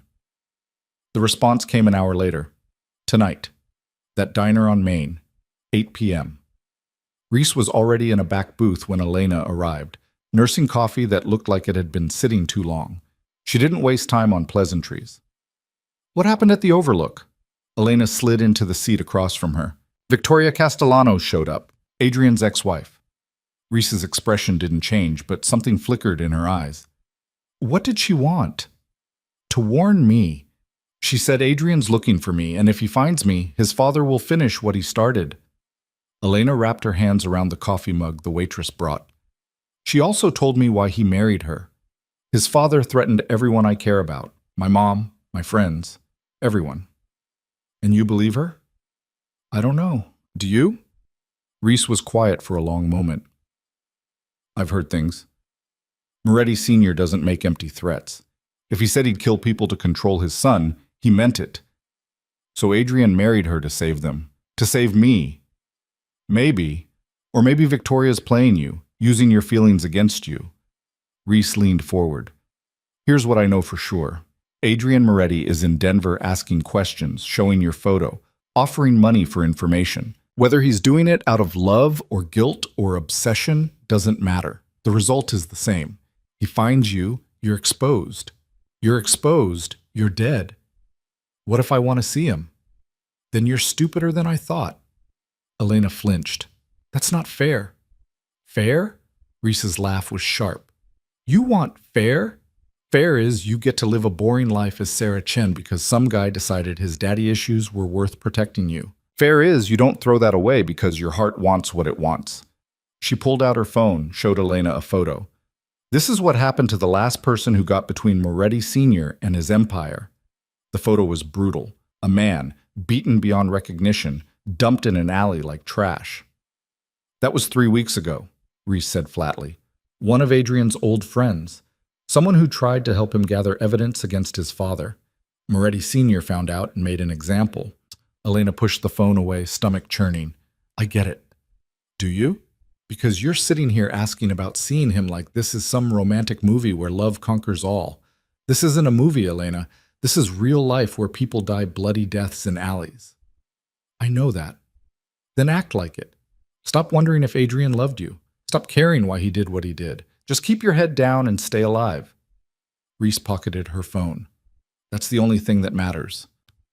After Reese left, Elena sat in the booth and stared at the table.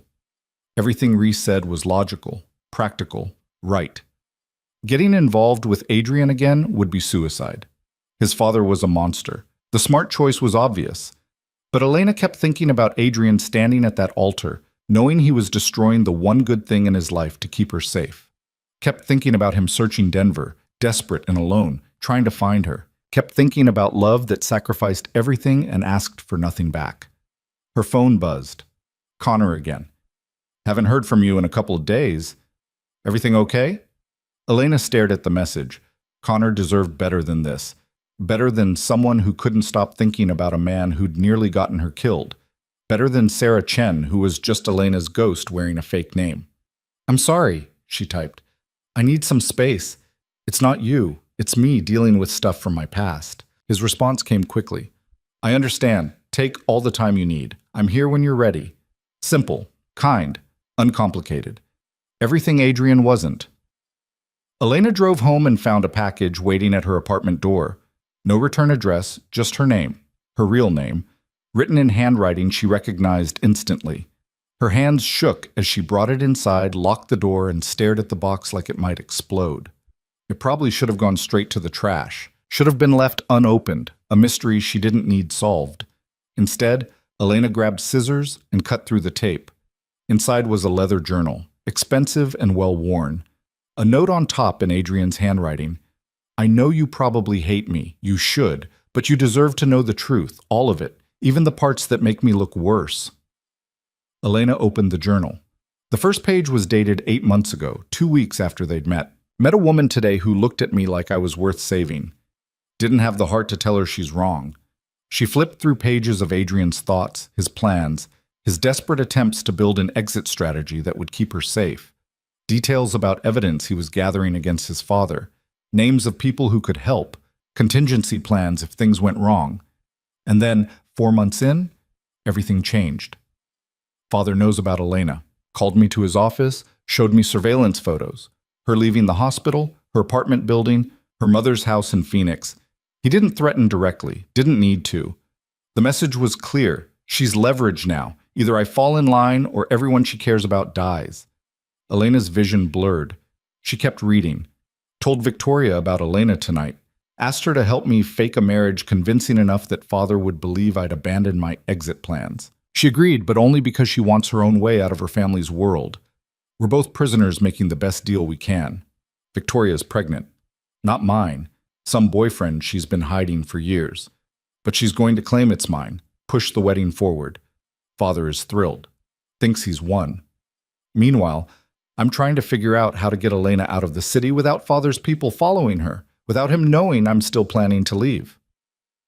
3 weeks until the wedding. Haven't seen Elena in 5 days because father has me on a leash. She texted asking if I'm okay. I lied and said I'm fine. The lies are killing me, but the truth would kill her faster. The entries continued through the wedding day. Adrian describing how he'd arranged for Reese to extract Elena if things went wrong. How he'd sent her to the safe house believing she'd be protected there, not realizing his father had already discovered the location. Married Victoria today. Every vow felt like another nail in the coffin of everything I wanted. Father was triumphant. Mother cried. Victoria looked beautiful and miserable. And somewhere in the city, Elena probably thinks I betrayed her. That's better than her knowing the truth, that I'd set her up as bait to keep father from realizing I was still planning to leave. She was safer hating me than loving me. Elena's tears fell onto the pages, smudging the ink. She read about Adrian's divorce, about his father's rage when the truth about Victoria's pregnancy came out, about Adrian being exiled from the family business, cut off financially, watched constantly. Father thinks taking away my money and connections will break me. But the only thing that broke me was losing Elena. Everything else is just noise. The final entry was dated 3 days ago. Found out where she is. Durango, small hospital, living under a different name. Every instinct says, go to her, explain, beg forgiveness. But Victoria tracked me down yesterday, told me if I make contact, father will know. Will finish what he started. So I'm writing this instead. hoping somehow it reaches her, hoping she understands I never stopped loving her, never stopped trying to find a way back to her, but also hoping she's moved on, built a life, found someone who doesn't come with the kind of danger I bring. That's what she deserves, even if it destroys me to think about it. Elena closed the journal and sat in the dark apartment, trying to breathe around the weight in her chest. Adrian had loved her, still loved her, had sacrificed everything to keep her safe, and now he was alone somewhere, exiled and broken, respecting her new life enough to stay away.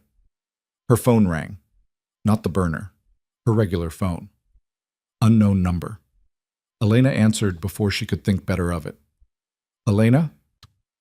Adrian's voice hit her like a physical blow, rougher than she remembered, tired and desperate. Don't hang up, please. She should have hung up, should have blocked the number, called Reese, maintained the safety of distance. How did you get this number? She asked instead. Does it matter? Yes. I still have connections, not many, but enough. He was quiet for a moment. Did you get the journal? Yes. I'm sorry. For all of it. For making you think I didn't care. For putting you in danger. For being stupid enough to believe I could have you and keep you safe. Your father threatened my mom, Elena said, voice breaking. My friends. I know. And I would have let him kill me before I let him touch them, before I let him touch you. You should have told me. And what would you have done? Agreed to hide? Run. Adrian laughed bitterly. You would have tried to fight, tried to protect everyone, gotten yourself killed. At least this way you're alive. As someone else, living a fake life. A safe life. That's all I ever wanted for you. Elena stood up, pacing the small apartment. Where are you right now? Does it matter? Stop answering my questions with questions. Denver.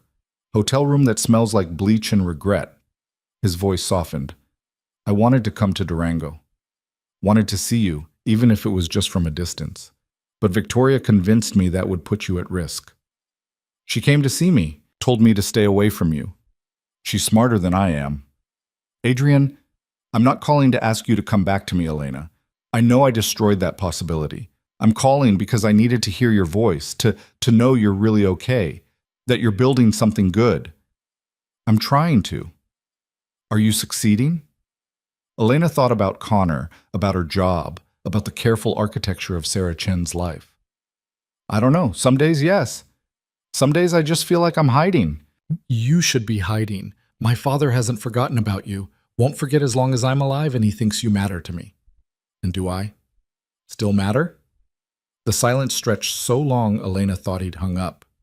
Then, you're the only thing that's ever mattered, which is exactly why I need to let you go. What if I don't want to be let go? Then you're as stupid as I am. But his voice was tender, aching. Elena, please, please just live your life. Find someone safe, someone boring, someone whose father doesn't order hits like other people order coffee. I tried that. There's a guy here. Connor. He's everything you're not. Stable, honest, present, everything I should want. But he's not you. Adrian's breath caught. Don't do this to either of us. Do what? Tell the truth? The truth doesn't matter. What matters is you staying alive long enough to get over me. And if I can't get over you, then fake it. Lie to yourself until the lie becomes true. That's what I'm doing. Elena sank onto the couch, phone pressed to her ear like a lifeline. This is insane. We're insane. Yeah, we really are. Adrian was quiet for a moment. I should go. This call is probably already too long, too traceable. Wait. I love you, Elena Martinez. I loved you the second you promised to take care of me in that emergency room. I loved you when I married someone else. I love you now while I'm telling you to forget me, and I'll love you when you finally do. His voice cracked. Goodbye. The line went dead. Elena sat holding the phone, tears streaming down her face, and finally let herself break. Not the contained grief she'd been rationing, not the careful 5-minute sessions, just complete, devastating heartbreak for everything they'd had and lost and could never get back. She cried until her throat was raw and her eyes were swollen and the apartment was completely dark. Then she called Reese. He contacted you? Reese said. Not a question. Yes. And? And he told me to move on, to stay safe, to forget him. Smart man. I can't do it. You have to do it. There's no other option. Elena wiped her eyes, voice steady despite the tears. What if there was? What are you talking about?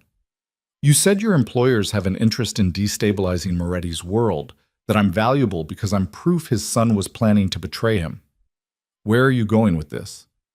What if I gave you more than proof? What if I helped you actually take him down? Reese was silent for a long moment. You understand what you're suggesting? You'd be putting yourself directly in the line of fire, making yourself the target instead of hiding from it. I'm already a target.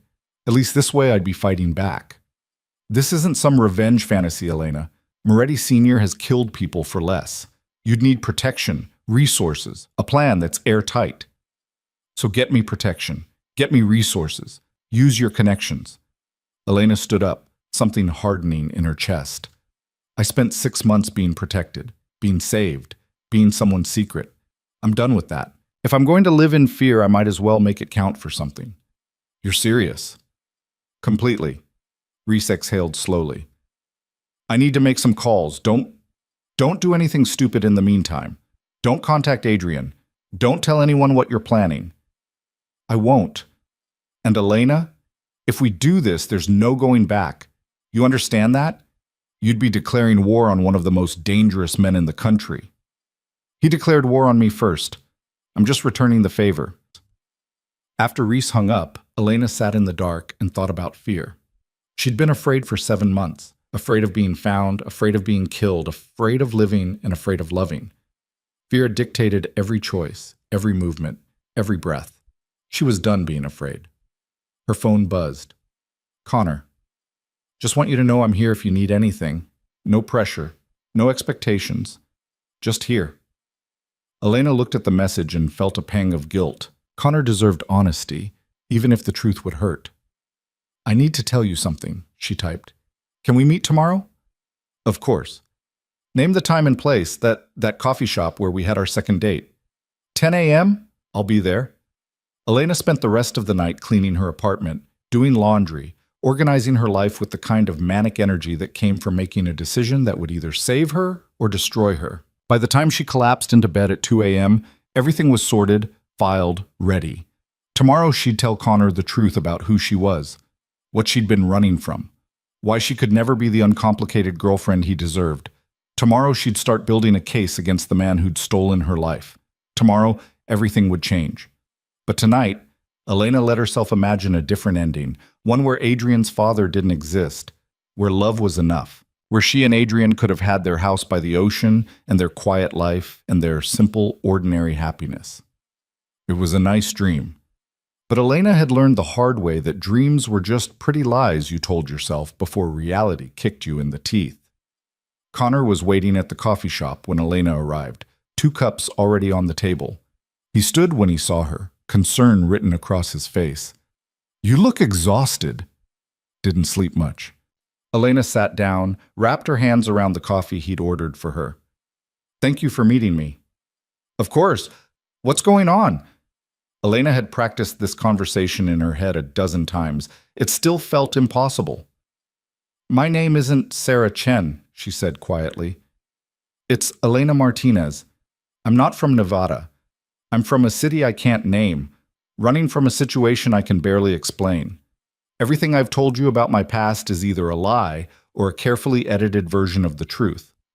Connor set down his cup carefully. Okay. That's it? Just okay? I figured you had secrets. Everyone does.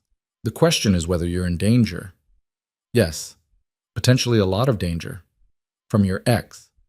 From his father mostly, but the ex is part of it too. Elena met his eyes. I'm telling you this because you deserve honesty, and because I'm about to do something really stupid that might get me killed, and I don't want you caught in the crossfire. Connor was quiet for a long moment, studying her face. You're ending this. Us. I'm giving you an out before there's an us to end. You seem like a genuinely good person, Connor. You deserve someone who can be present and honest and safe. I can't be any of those things right now. What if I don't want an out? Then you're not listening. I'm not Sarah. Sarah doesn't exist. She's just a name I use to hide from people who want me dead. So use a different name. Be Elena. Be whoever you actually are. Connor reached across the table, took her hand. I don't care about the lies, Elena. I care about the person underneath them. You don't know that person. Then let me get to know her. Elena pulled her hand back gently. I can't. I'm sorry, but I can't. What I'm about to do is going to make me even more of a target than I already am. I can't put you at risk like that. Shouldn't that be my choice? Not when the consequence of that choice could be you ending up dead in an alley somewhere. Connor flinched. That's graphic. That's reality. That's what happened to the last person who tried to help someone in my situation.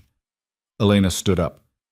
Thank you for being kind to me, for making me feel normal, even if it was temporary. But this, us, it can't happen. Not now. Maybe not ever. And if you survive whatever you're planning, if you come out the other side, then maybe I'll look you up, apologize properly, buy you dinner to make up for all of this. I'll hold you to that. Connor stood too, pulled her into a brief hug. Be careful, Elena. Whatever you're doing, be smart about it. I'll try. She left the coffee shop and drove to the hospital for what might be her last shift. Doctor. Morrison caught her in the hallway, gave her the same concerned look everyone seemed to be giving her lately. You putting in your notice? Elena stopped. What makes you say that? You've got that look, the I'm about to do something drastic look. Seen it before with nurses who are burning out or moving on. He crossed his arms. So which is it? I might need to take a leave of absence. Personal issues. How long? I don't know. Could be weeks. Could be permanent. Doctor. Morrison nodded slowly. You're a good nurse, Sarah. Or Elena. Or whoever you actually are. Don't let whatever you're running from make you forget that. You knew? I've been working emergency rooms for 30 years. I can spot a fake ID from across the room. But you did good work. You cared about your patients, and you didn't cause problems. That was enough for me. He pulled out a business card, wrote something on the back. You ever need a reference, you call that number. I'll vouch for you, no questions asked. Elena took the card, throat tight. Thank you. Don't thank me. Just stay alive. Her shift was routine, the kind of mundane emergencies that made up most of healthcare. A kid with a broken arm from skateboarding, an elderly man with chest pain that turned out to be heartburn, a woman in early labor who wasn't quite ready to deliver. Normal. Safe. The kind of day Elena used to take for granted. Now it felt like a gift. A reminder of who she'd been before Adrian, before running, before becoming someone else. When her shift ended, Elena changed out of her scrubs and stood in the hospital parking lot, looking at the mountains that ringed Durango. She'd been safe here, had built something small but real. Now she was about to burn it all down. Her burner phone buzzed. Reese, my employers are interested. Meeting tomorrow, 2 p.m. I'll send you the address. Come alone. Elena texted back. I'll be there. She drove back to her apartment, packed a bag with essentials, and wrote a letter to Katie explaining that she had to leave town for family reasons, that she was sorry for disappearing without a proper goodbye, that she hoped they'd stay friends even if they probably wouldn't. Then she sat down with Adrian's journal and read it one more time, cover to cover. Every entry where he'd chosen her safety over his happiness. Every plan he'd made to protect her. Every moment he'd loved her from a distance because that was the only way to keep her alive. When she finished, Elena knew what she had to do. She called the number Adrian had used earlier. He answered on the first ring. Elena, I'm coming to Denver. What? No, absolutely not. We talked about this. We talked about me hiding and you suffering and your father winning. I'm done with that plan. Elena, please. I'm going to take him down, Adrian. Your father. I'm going to help build a case that destroys his empire and puts him in prison where he belongs. And you're going to help me do it. Silence. Then, you'll get yourself killed. Maybe, but at least I'll be doing something instead of just existing. Elena's voice was steady, certain. I spent 7 months being afraid, being small, being invisible. I'm not doing that anymore. I'm fighting back. This is insane. Then it's a good thing we're both insane. Elena grabbed her bag, headed for the door. I'll text you when I get to Denver. We're ending this, Adrian. Together, or we're dying trying. She hung up before he could argue, before she could change her mind, before fear could talk her out of the first brave thing she'd done in months. Elena Martinez was done running. Now it was time to fight. The drive to Denver took 6 hours through mountain passes and stretches of highway, where Elena was alone with her thoughts, and the growing certainty that she was either doing the bravest thing of her life or the stupidest. Probably both. She texted Adrian when she hit the city limits. I'm here. Where are we meeting? His response came quickly. This is a terrible idea. Address Adrian.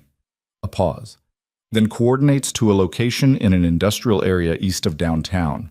Elena plugged them into her GPS and followed the robotic voice through streets that got progressively emptier, buildings that looked more abandoned than occupied. The address led to a warehouse with boarded windows and graffiti-tagged walls. Elena parked next to a familiar black sedan and sat for a moment, gathering her courage. Through the cracked windshield, she could see Adrian standing in the warehouse doorway, backlit by the setting sun. He looked different than she remembered. Thinner, harder, like someone who'd been broken and put back together with the pieces in slightly the wrong places. Elena got out of her car. They stared at each other across 20 feet of cracked pavement, neither one moving first. You came, Adrian said finally. I said I would. You also said you hated me. I never said that. You should have. He shoved his hands in his pockets, the gesture so familiar it made Elena's chest ache. This is stupid, Elena. Whatever plan you think you have, my father will see it coming. He always does. Then we'll have to be smarter than him. Nobody's smarter than him. That's how he's survived this long. Elena closed the distance between them, stopped just out of reach. Up close, she could see the shadows under his eyes, the new lines around his mouth. Evidence of months spent in exile, alone, grieving something he'd chosen to destroy. I read your journal, she said. Every word. Adrian's jaw tightened. Then you know why I did what I did. I know you thought you were protecting me. I know you sacrificed everything because you loved me. Elena's voice was steady, despite the tremor in her hands. But you should have trusted me enough to fight beside you, instead of making that choice alone. If I told you the truth, you would have insisted on staying, on helping, on putting yourself in danger. Yes, I would have. Because that's what you do when you love someone. You face the danger together. And if you died? If my father had killed you because I was selfish enough to want you with me? Adrian's control cracked. I couldn't live with that, Elena. I still can't. So you chose to live with losing me instead. I chose to live with you being alive somewhere, even if I couldn't be part of it. That was the only choice I could make. They stood in the fading light, the weight of 7 months and 1,000 unspoken words hanging between them. Elena wanted to touch him, to close the last few feet and prove he was real. But something held her back, not fear, but the knowledge that touching him would either heal everything or break them both completely. Reset up a meeting, she said instead. Tomorrow at 2. Her employers want to hear what we know about your father's operations. You mean what I know? You don't have information they can use. I have proof you were planning to leave. Proof you were gathering evidence. That's leverage. That's also what gets you killed. Adrian ran a hand through his hair, frustrated. You don't understand what you're dealing with.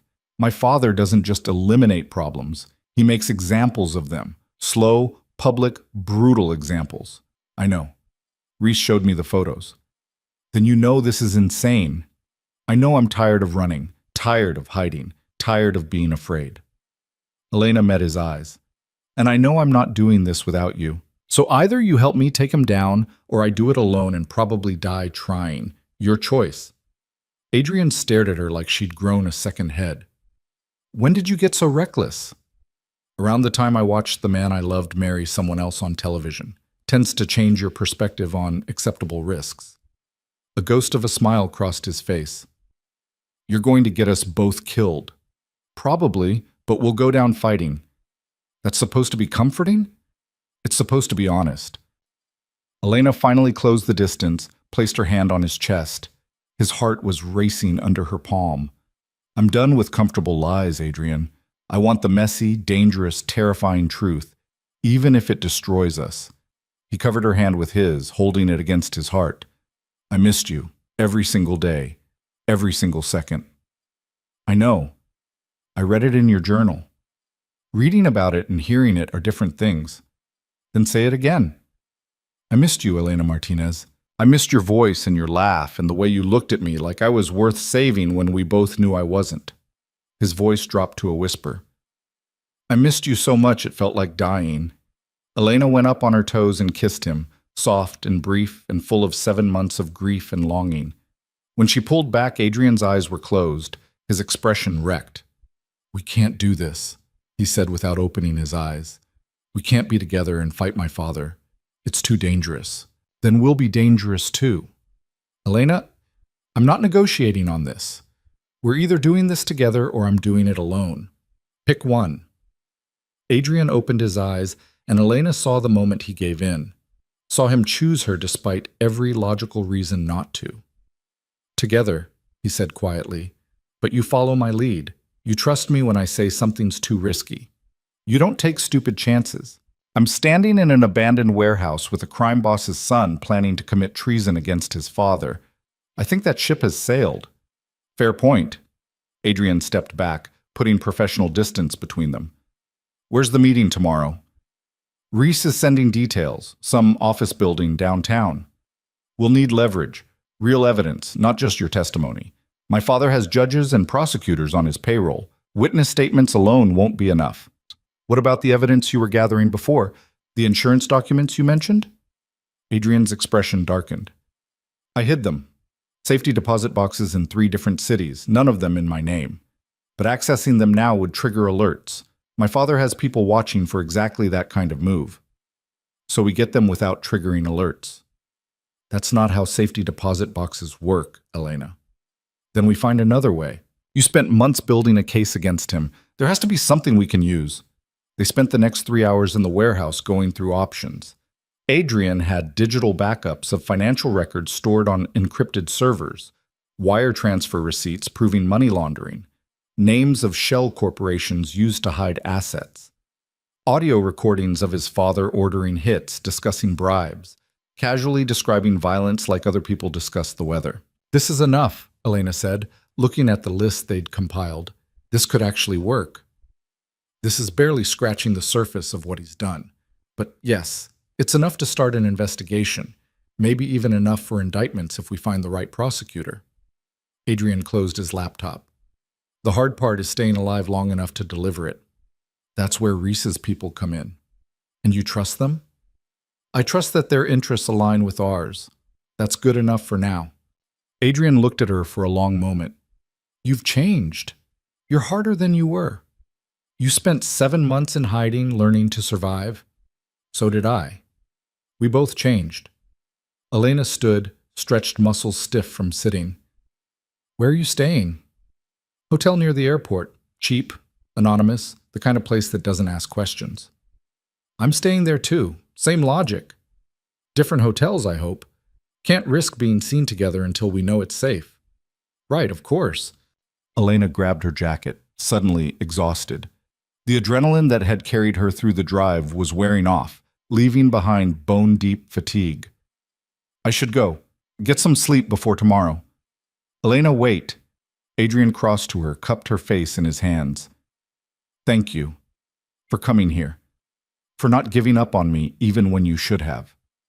I tried to give up on you. Tried to move on, date someone else, build a normal life. Didn't work. Why not? Because nobody else was you. She leaned into his touch, letting herself have this moment. And I'd rather have 10 minutes of dangerous truth with you than a lifetime of safe lies with someone else.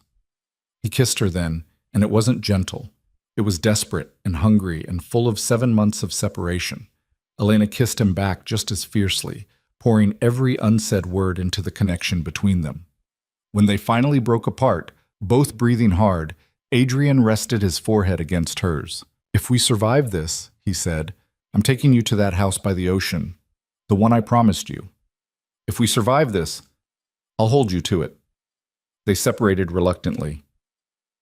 Elena drove to her hotel alone, checked in under Sarah Chen's name one last time, and lay in bed staring at the ceiling. Tomorrow, she'd walk into a meeting that could either save her or destroy her. Tomorrow, she'd become a witness against one of the most dangerous men in the country. Tomorrow, everything would change. But tonight, she let herself believe in the possibility of winning, of surviving, of finally getting the future Adrian had promised all those months ago. The meeting was in a glass office building downtown, all modern architecture and corporate anonymity. Reese met Elena and Adrian in the lobby, her expression neutral but her eyes sharp. "They're on the 15th floor, conference room B." She looked at Adrian. "You're taking a risk showing up here." "Everything about this is a risk," Adrian replied. "Might as well go all in." They took the elevator in silence. When the doors opened, a woman in a sharp suit was waiting. Mid-40s, blonde hair pulled back severely, the kind of face that gave nothing away. "Ms. Martinez, Mr. Moretti, I'm Agent Sarah Vance, FBI." She extended her hand. "Thank you for coming." Elena shook it, trying not to show her surprise. "FBI? Reese didn't mention that part."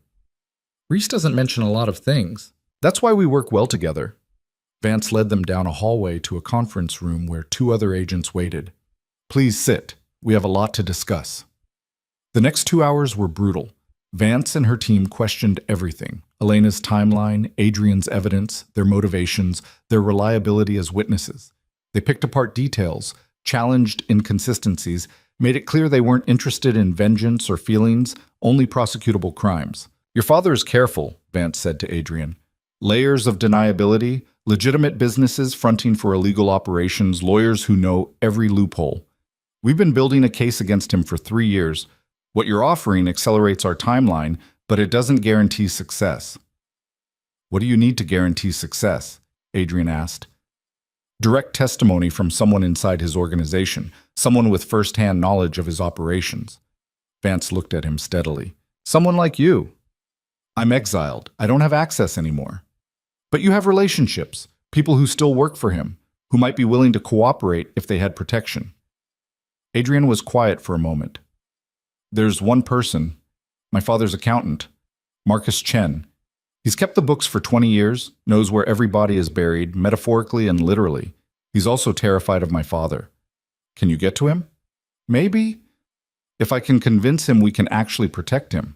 "We can protect him," Vance said firmly. "Witness protection, new identity, the full program. But he needs to give us everything. Tax records, wire transfers, communications. Everything that proves your father's criminal enterprise." Elena watched the negotiation, her role in this suddenly feeling smaller. This wasn't about her and Adrian anymore. It was about dismantling an empire that had destroyed countless lives over decades. "I'll reach out to Marcus," Adrian said finally, "but I need guarantees for him and for Elena. Full protection no matter what happens." "You're not asking for protection for yourself?" "I'm asking for it for the people I care about. What happens to me is irrelevant." Vance studied him. "You understand that testifying against your father will make you a target for the rest of your life. Even with protection, even with him in prison, his associates will want revenge." "I understand." "And you're willing to live with that?"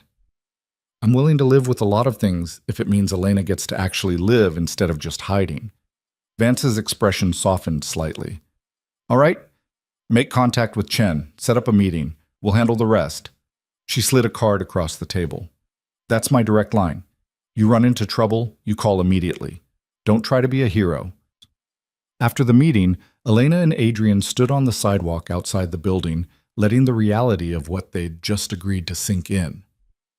"This is really happening," Elena said. "Yeah, it really is." "Are you scared?" "Terrified. You?" "Same." Elena took his hand, lacing their fingers together. "But also relieved, like we're finally doing something instead of just surviving." Adrian squeezed her hand. "I need to call Marcus, see if he'll even take my call." "And if he won't?" "Then we find another way. We always find another way." Marcus Chen agreed to meet them that night at a diner on the outskirts of Denver. Adrian had described him as cautious and methodical, but the man who slid into their booth looked actively terrified. Late 50s, gray hair, hands that trembled as he gripped his coffee cup. You shouldn't have called me, Marcus said without preamble. Your father has people watching. If he finds out, he won't find out, Adrian interrupted. Not if you're careful. I'm always careful. That's why I'm still alive. Marcus glanced at Elena. Who's she? Someone who has as much to lose as you do. Someone who wants my father stopped. We all want him stopped. Wanting and doing are different things. What if I told you we have federal protection? Witness protection? New identity? A way out for good? Marcus laughed bitterly. Your father has reach everywhere. Prison guards on his payroll, judges, prosecutors. You think witness protection would keep me safe? I think it's safer than staying and waiting for him to decide you know too much. That landed. Marcus's expression shifted from terrified to calculating. What would you need from me? Everything. Financial records, communications, proof of illegal activity. Everything you've kept hidden all these years. That's suicide. That's insurance. You help us put him away, and you get to disappear. You stay silent, and eventually he decides you're a liability. Adrian leaned forward. You know I'm right. You've seen what he does to liabilities.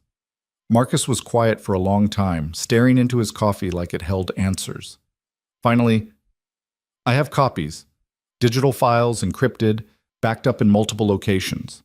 20 years of every illegal transaction, every bribe, every order he gave me to hide money or cook books. Why keep copies? Same reason you're sitting here asking for them. Insurance. Leverage. Proof that if something happened to me, the truth would come out. Marcus met Adrian's eyes. Your father isn't the only one who plans for contingencies. Will you share those files with the FBI? If they can guarantee my safety, and I mean actually guarantee it, not just promises. Elena spoke for the first time. Agent Vance seems competent and motivated. She's been building this case for years. Marcus studied her. You trust her? I trust that she wants your father in prison as badly as we do. That's good enough. Maybe for you. You're young. You don't understand how deep his corruption goes. I understand that doing nothing guarantees he wins. Fighting back at least gives us a chance. Something in Marcus's expression shifted. You remind me of someone. My daughter. She had your same stubborn optimism. Your same belief that fighting back mattered. Had? She got caught in crossfire 3 years ago. Wrong place, wrong time. One of your father's hits gone wrong. Marcus looked at Adrian. He sent flowers to her funeral, expressed his condolences, like he wasn't the reason she was dead. Adrian's face went pale. Marcus, I didn't know. Of course you didn't. You were too busy trying to be different from him, too busy pretending you could escape. Marcus pulled out a USB drive, set it on the table. But maybe you're right. Maybe it's time to stop pretending and start fighting. This is the files.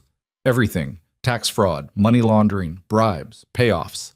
Every crime he's committed that left a paper trail. Marcus pushed the drive toward Adrian. You give this to your FBI agent. You make sure it puts him away forever. And you make sure my daughter's death meant something. Elena picked up the drive with trembling fingers.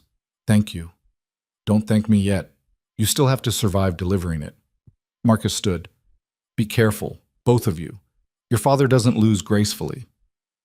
After Marcus left, Elena and Adrian sat in the diner booth, staring at the USB drive like it might explode. This is it, Elena said. This is enough to finish him.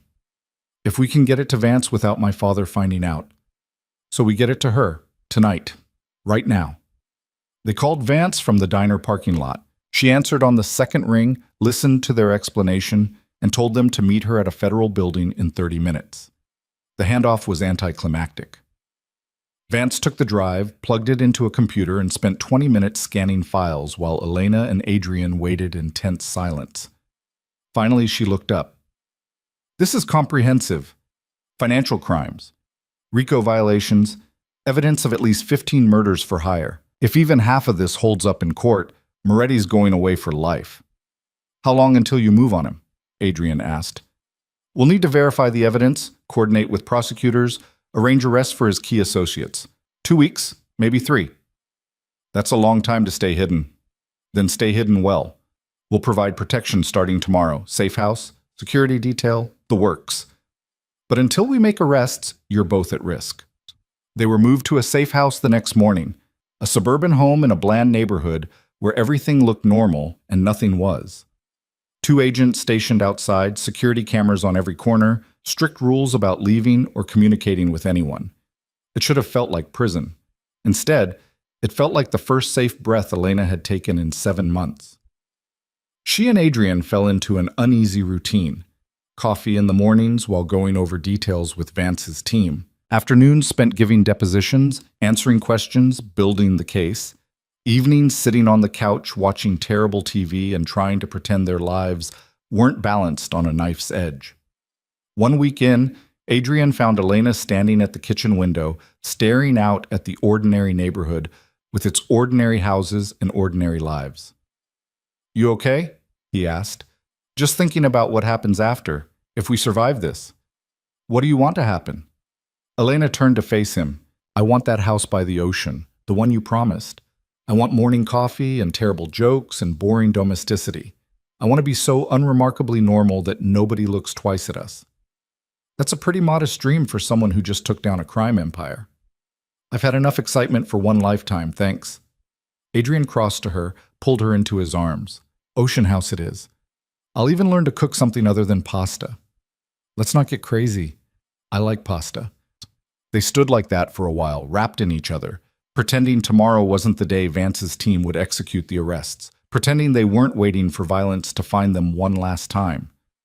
The call came at 6 a.m., Vance's voice tight with urgency. "We're moving now. Moretti got tipped off. He's trying to run. We need your testimony today. Not in 2 weeks." The next 12 hours were chaos. Elena and Adrian were transported to a federal courthouse, separated into different rooms, questioned for hours by prosecutors preparing for emergency arraignment. Through it all, Elena kept thinking about Marcus's daughter, about all the people who'd died in the crossfire of Moretti's empire, about making it mean something. At 6 p.m., Vance found her in a conference room. "We got him, and 12 of his top associates. He's in custody," bail denied, "and the prosecutors are confident about conviction." Elena felt something in her chest unclench. "It's over?" "The immediate danger is over. The trial will take months, maybe years, but he can't hurt you from prison." Vance hesitated. "There's one more thing. Moretti asked to see you, both of you." "Why?" "He says he wants to apologize. Personally, I think he wants to intimidate you one last time. But it's your choice." Elena found Adrian in another conference room. He looked exhausted, wrung out, but also lighter. Like a weight he'd carried his whole life had finally been lifted. "Your father wants to see us," she said. "I heard. You want to go?" "Do you?" Adrian considered. "Yeah, I think I do. I think I need to see him in chains to believe it's real." They were escorted to a holding area where Carlo Moretti sat in an orange jumpsuit, wrists cuffed to the table. He looked smaller than Elena had imagined. Older.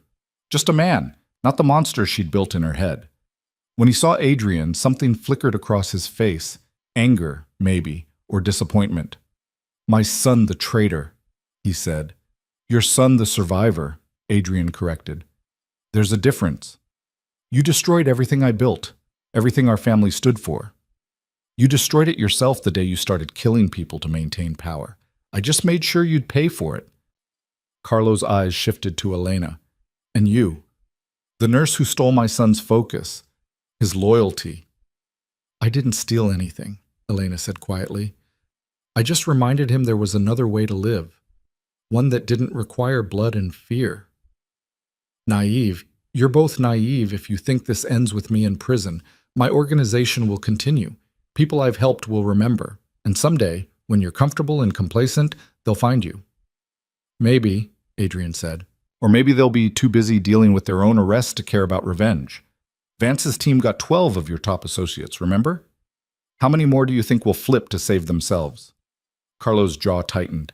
He looked at his son for a long moment, and Elena saw something almost like grief in his expression. "I made you strong," he said finally. "Taught you to survive in a world that eats the weak, and you used that strength against me." "You made me afraid," Adrian corrected. Mom made me strong.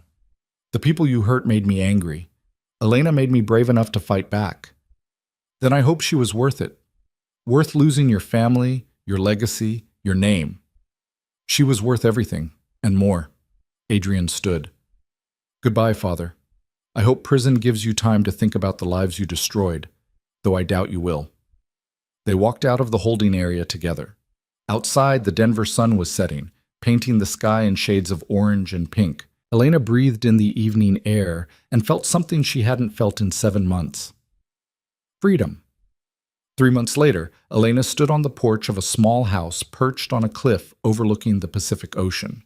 The house needed work, new paint, repairs to the deck, a kitchen renovation that Adrian kept putting off. But it was theirs. Bought with money from the sale of properties Adrian had owned before exile, far enough from Denver that they could breathe. She heard his footsteps on the stairs, turned to see him carrying 2 cups of coffee. Morning, he said, handing her one. Morning yourself? They stood side by side, watching the waves crash against the rocks below. In the distance, seabirds circled and called.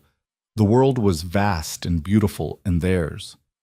Trial starts next month, Adrian said. Vance called yesterday. They want us both to testify. I figured, you ready? As ready as I'll ever be. You? Same.